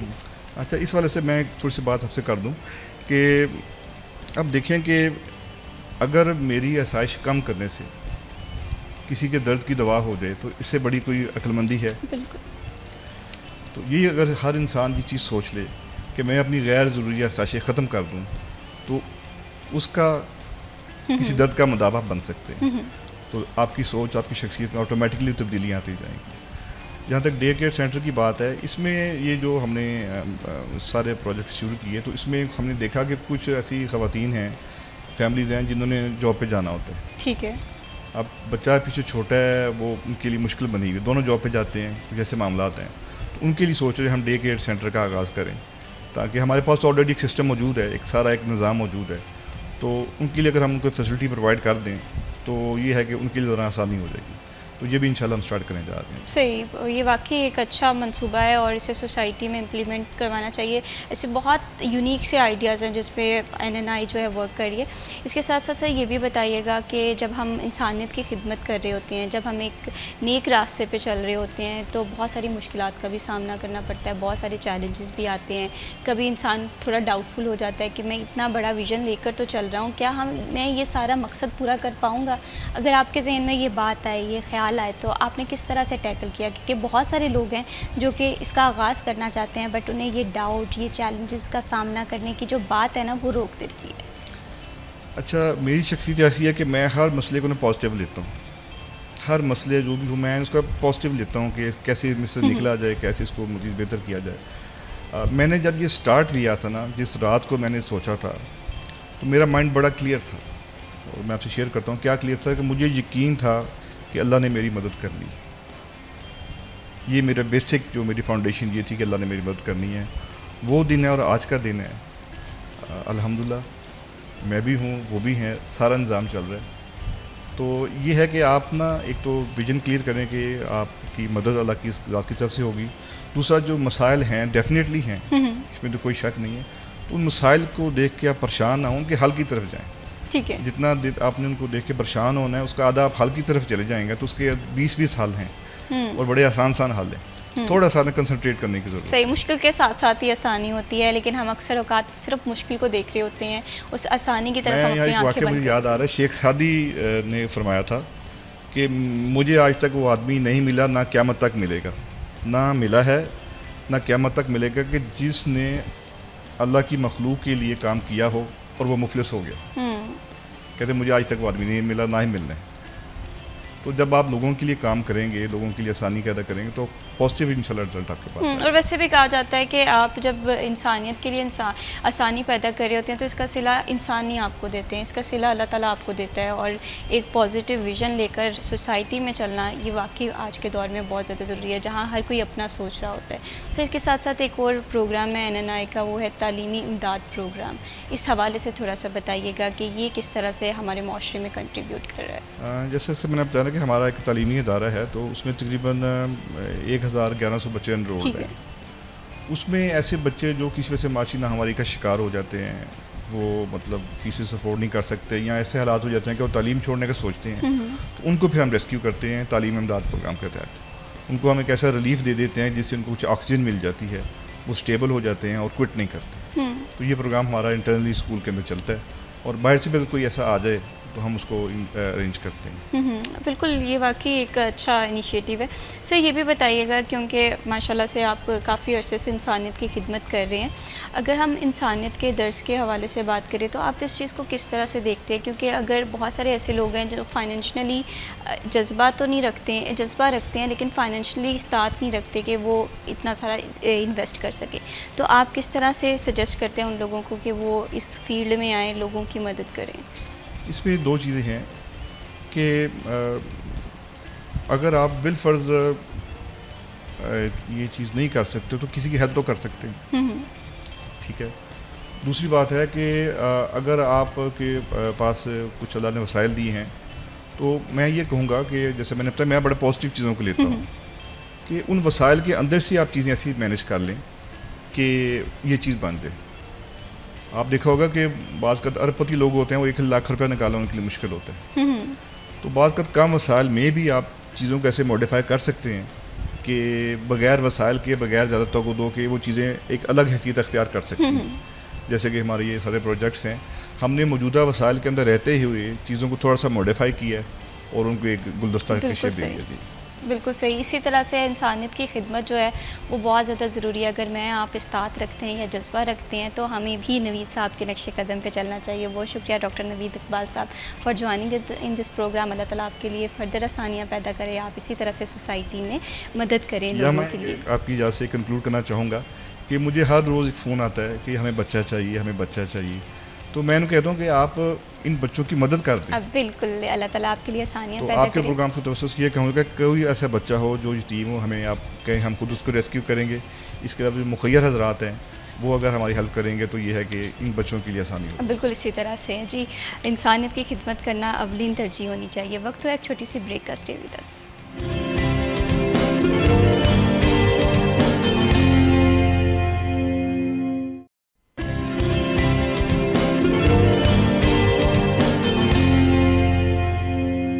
ویلکم بیک جی. آپ دیکھ رہے ہیں سٹی ایٹ 10 اور اب بات کر لیتے ہیں گولڈ مارکیٹ میں. گولڈ کی آج کی پرائس کیا چل رہی ہے؟ آج کی اچھی خبر یہ ہے کہ گولڈ جو ہے وہ ہمیں سستا ہوتا ہوا دکھائی دے رہا ہے. اتنا سستا نہیں ہوا کہ ایک عام شہری خرید لے، لیکن قدرے ہم دیکھ رہے تھے کہ کہاں پر 4.5 لاکھ تک گولڈ کی قیمت پہنچ گئی تھی. اب تھوڑی سی کم ہوئی ہے. آج کے ریٹ کے حوالے سے بات کریں تو آج کا جو 1 تولہ ریٹ ہے وہ مارکیٹ میں کچھ اس طرح سے چل رہا ہے 4,39,700.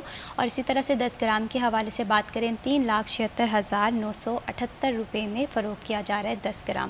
کرنسی کے حوالے سے دیکھ لیتے ہیں تو کرنسی ہمیں تھوڑی سی سٹیبل دکھائی دیتی ہے گولڈ کے نسبتاً.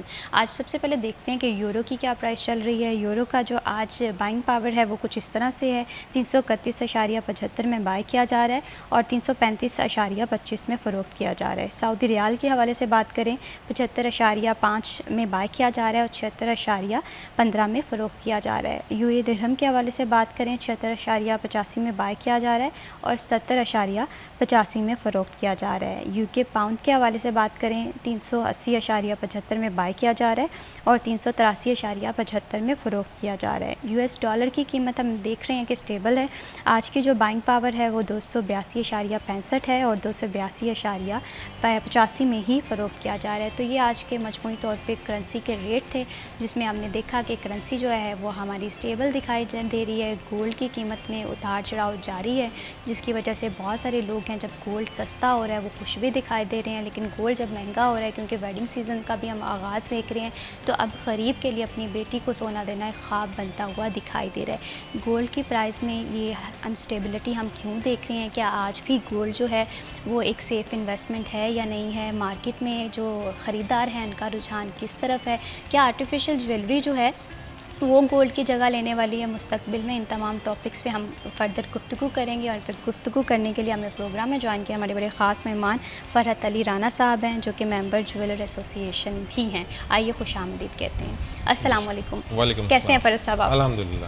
بہت شکریہ پروگرام میں وقت دینے کے لیے. گولڈ کی قیمت کو لے کر بھائی میں تو بہت زیادہ پریشان دکھائی دے رہی ہوں.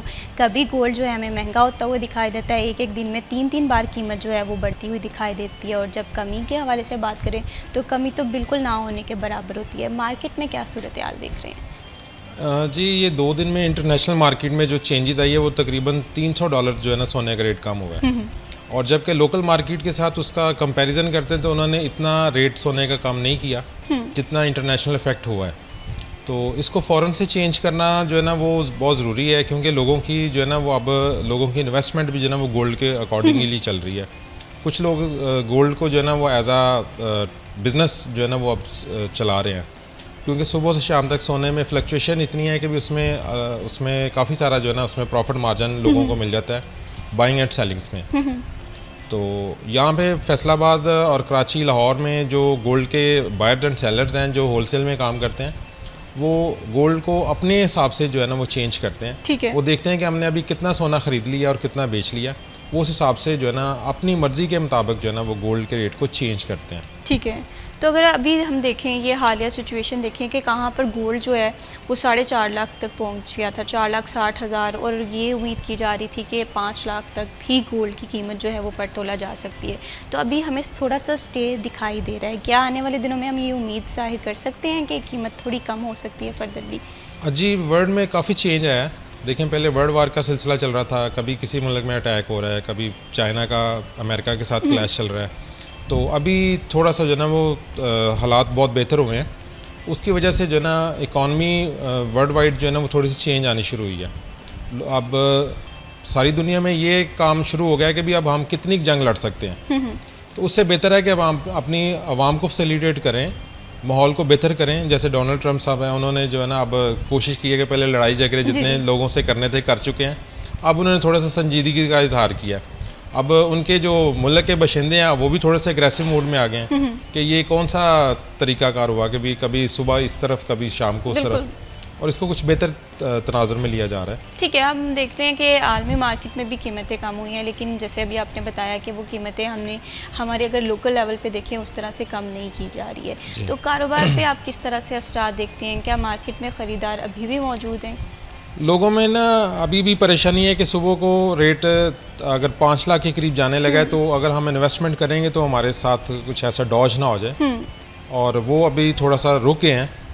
تو باقی رہی دوسری بات, جو لوگوں نے شادیوں میں اپنی بچیوں کے لیے اپنے بیٹوں کے لیے کوئی جویلری زیورات بنانے ہیں, وہ بھی ابھی تھوڑے سے پریشان ہیں کہ بھی ہو سکتا ہے یہ 4 لاکھ تک آ جائے. تو کچھ لوگ ابھی انتظار میں ہیں.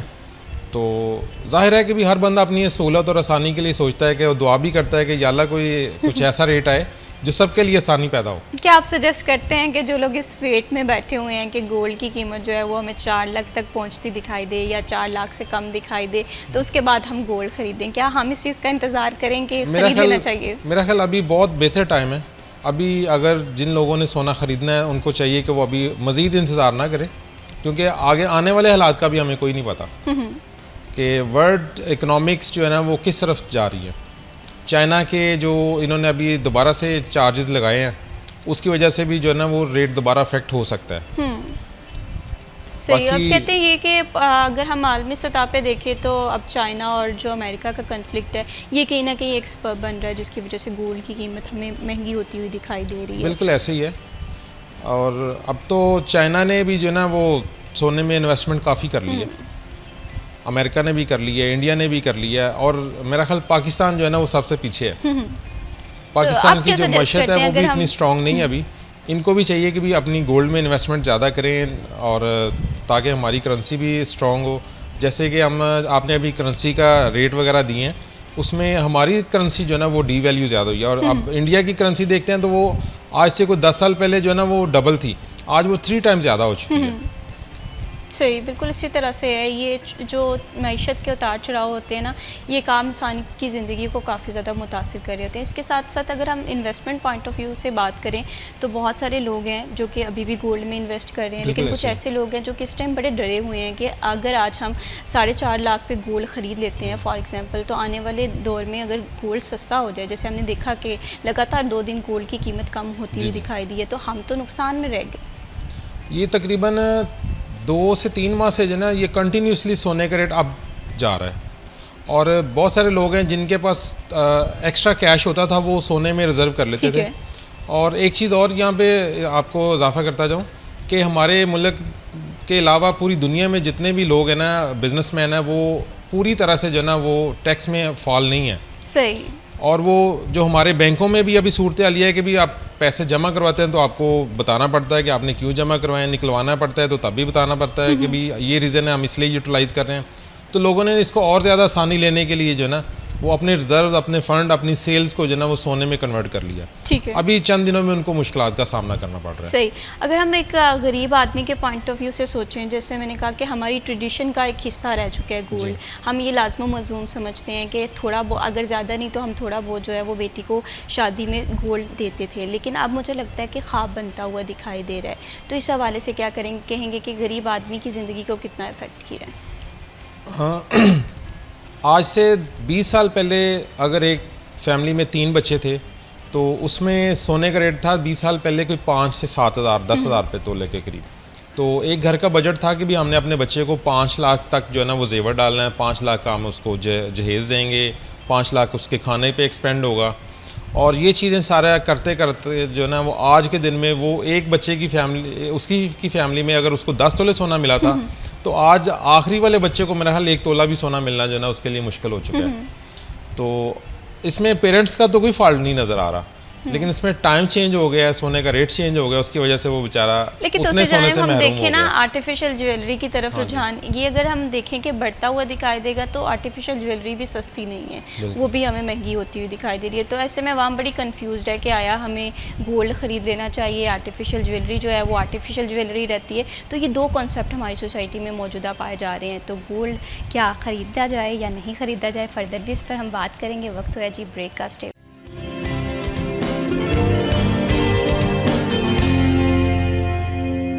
ویلکم بیک جی, آپ دیکھ رہے ہیں سٹی ایٹ 10 اور ہم بات کر رہے ہیں گولڈ کی انسٹیبل قیمت کے حوالے سے. کبھی ہم دیکھ رہے ہیں کہ سونا بہت زیادہ مہنگا ہوتا ہوا دکھائی دیتا ہے, اور جب قیمت کی گراوٹ کے حوالے سے بات کریں تو بہت کم ہم دیکھتے ہیں کہ قیمت جو ہے وہ گولڈ کی کم ہو رہی ہے. ایسے میں غریب آدمی ہے وہ بھی پریشان ہے, ظاہر سی بات ہے شادیوں کے سیزن کا بھی آغاز ہو رہا ہے. انویسٹمنٹ کرنے والے بھی یہ سوچ رہے ہیں کہ کیا this is the right time to invest in gold or not. ایسے ہی تمام کانسیپٹ ہیں یا تذبذب کا شکار ہے ہمارا ذہن.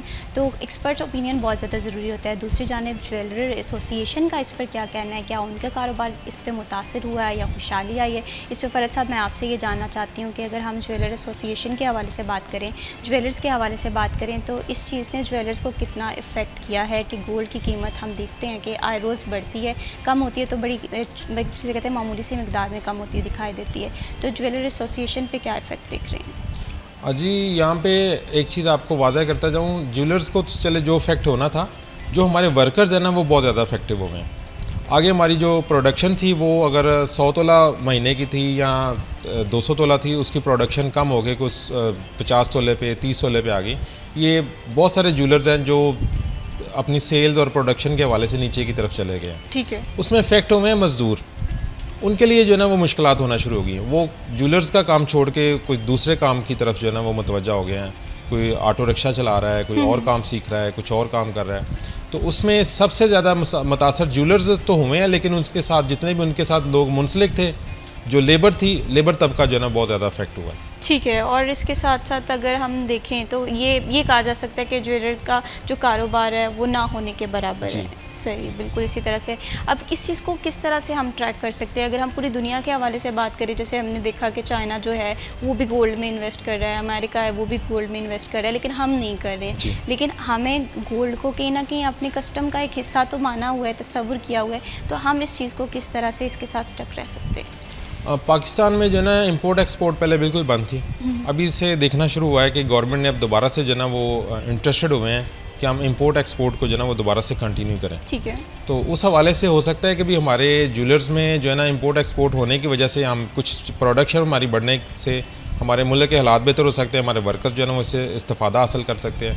اس میں گورنمنٹ کی پالیسیز جو ہے نا وہ تھوڑی سی واضح ہونی چاہیے کہ وہ ہمیں اپنے ملک کے باشندوں کو کتنا فیسیلیٹیٹ کرتے ہیں. ٹھیک ہے. سونے کا ریٹ تو بڑھ گیا, لیکن ہم اس میں اپنے کچھ چیزیں ایسی بنانے شروع کر دی جن کا ویٹ جو ہے نا بہت کم میں ریڈی ہو جاتی ہے. مطلب کہ ہالو سٹائل میں چیزیں بننا شروع ہو گئی ہیں.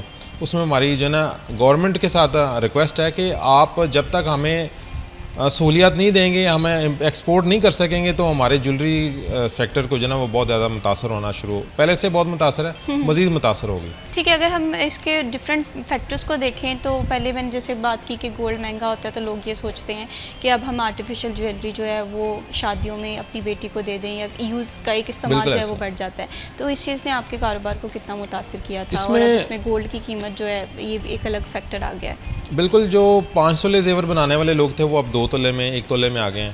تو اب وہ روزمرہ کی چیزیں تو بنا لیتے ہیں کہ بھی شادی والے دن پہننے والی جو جیولری نا وہ زیادہ تر آرٹیفیشل چیزوں میں چلے گئی ہے. تو اس میں ہم اپنے کسٹمرز کو جو ہے نا وہ تھوڑا فیسیلیٹیٹ کرتے ہیں کہ اگر ان کو اپنی جیولری فرسٹ ڈے کے لیے یا سیکنڈ ڈے کے لیے کوئی جیولری سیٹ چاہیے ہو, وہ ہم اپنی طرف سے ان کو جو ہے نا وہ اکوموڈیٹ کر دیتے ہیں کہ آپ اس کو یوز کر کے ٹائم گزار کے تو آپ ہمیں واپس کر دیں گے. کچھ فیسیلیٹیشن جو ہے نا وہ ہم نے اپنی طرف سے کسٹمر کو دینا شروع کی ہے. تو اگر ایک بچی کی شادی ہے وہ 2 تولے سونا بنا سکتی, تو وہ 2 تولے میں اگر اپنا گلے کا ہار بنا لے گی تو عام دنوں میں کیا پہنے گی؟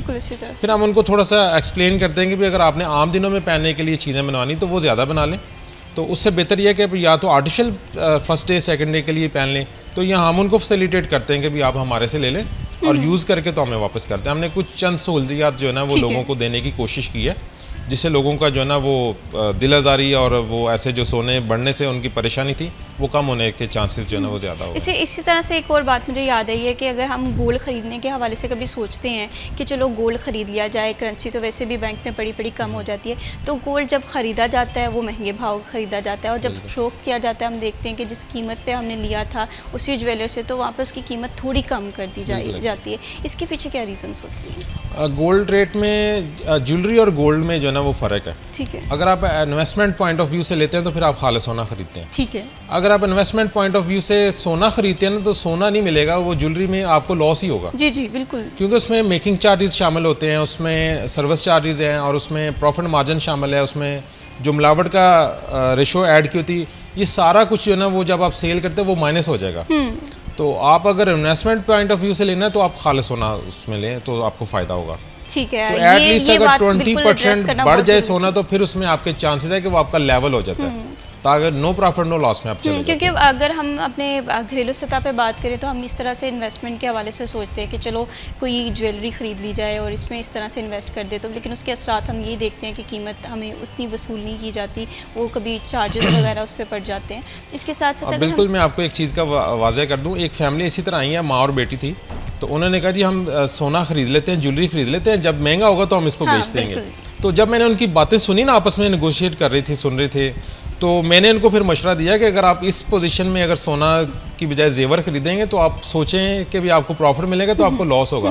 تو پھر میں نے ان کو زیور کی بجائے میں نے ان کو خالص سونے کی طرف ترجیح دی, اور ان کو میں نے خالص سونا دیا, اور چند ہی دنوں میں ان کو میرا خیال وہ 3 لاکھ کی بجائے ان کو 4 لاکھ کا, جو 1 لاکھ روپے کا ان کو پروفٹ ہوا. یہ کامن غلطیاں ہم لوگ کرتے ہیں, لیکن اس میں جیولرز کو بھی تھوڑا سا احساس ہونا چاہیے کہ اگر کوئی اس پوائنٹ آف ویو سے لینے کے لیے آیا ہے تو اس کو تھوڑا سا پراپر گائیڈ کریں, تاکہ اس کے آنے والے دنوں میں اگر اس کا فائدہ ہو سکے تو وہ ضرور ہمیں اس کا احساس کرنا. ٹھیک ہے. اور اس میں ایک اور بات جاننا چاہتی ہوں, جس طرح بھی آپ نے بڑی ایک کامن سا ایشو ہائی لائٹ کیا کہ ہم گولڈ میں اس طرح سے انویسٹ کرتے ہیں. اب گولڈ میں انویسٹمنٹ کرتے ہوئے کس طرح سے ہمیں پتہ چلے گا کہ دس از دی رائٹ ٹائم کہ ہمیں گولڈ میں انویسٹ کرنا چاہیے یا نہیں کرنا چاہیے؟ اگر حالیہ سچویشن کو دیکھ کے میں نے بتایا کہ بہت سارے لوگ کنفیوزڈ ہیں کہ ہمیں انویسٹ کرنا چاہیے یا نہیں کرنا چاہیے.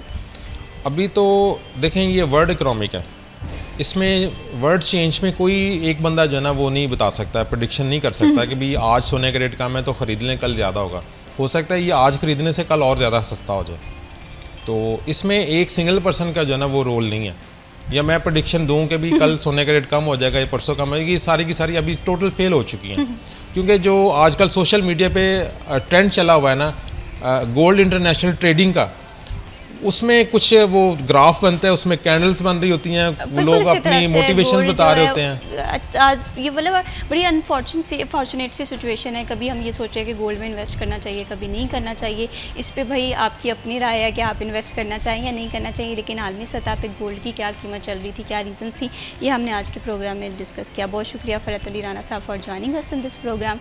آج کے پروگرام ہمارا بڑا انفارمیٹیو رہا, شہر کے مسائل کے حوالے سے ہم نے بات کی, اس کے ساتھ ساتھ انسانیت کی خدمت اور گولڈ کے کرنسی ریٹ کے پیچھے کیا عوامل ہیں جو کہ ہماری زندگی کو متاثر کر رہے ہیں.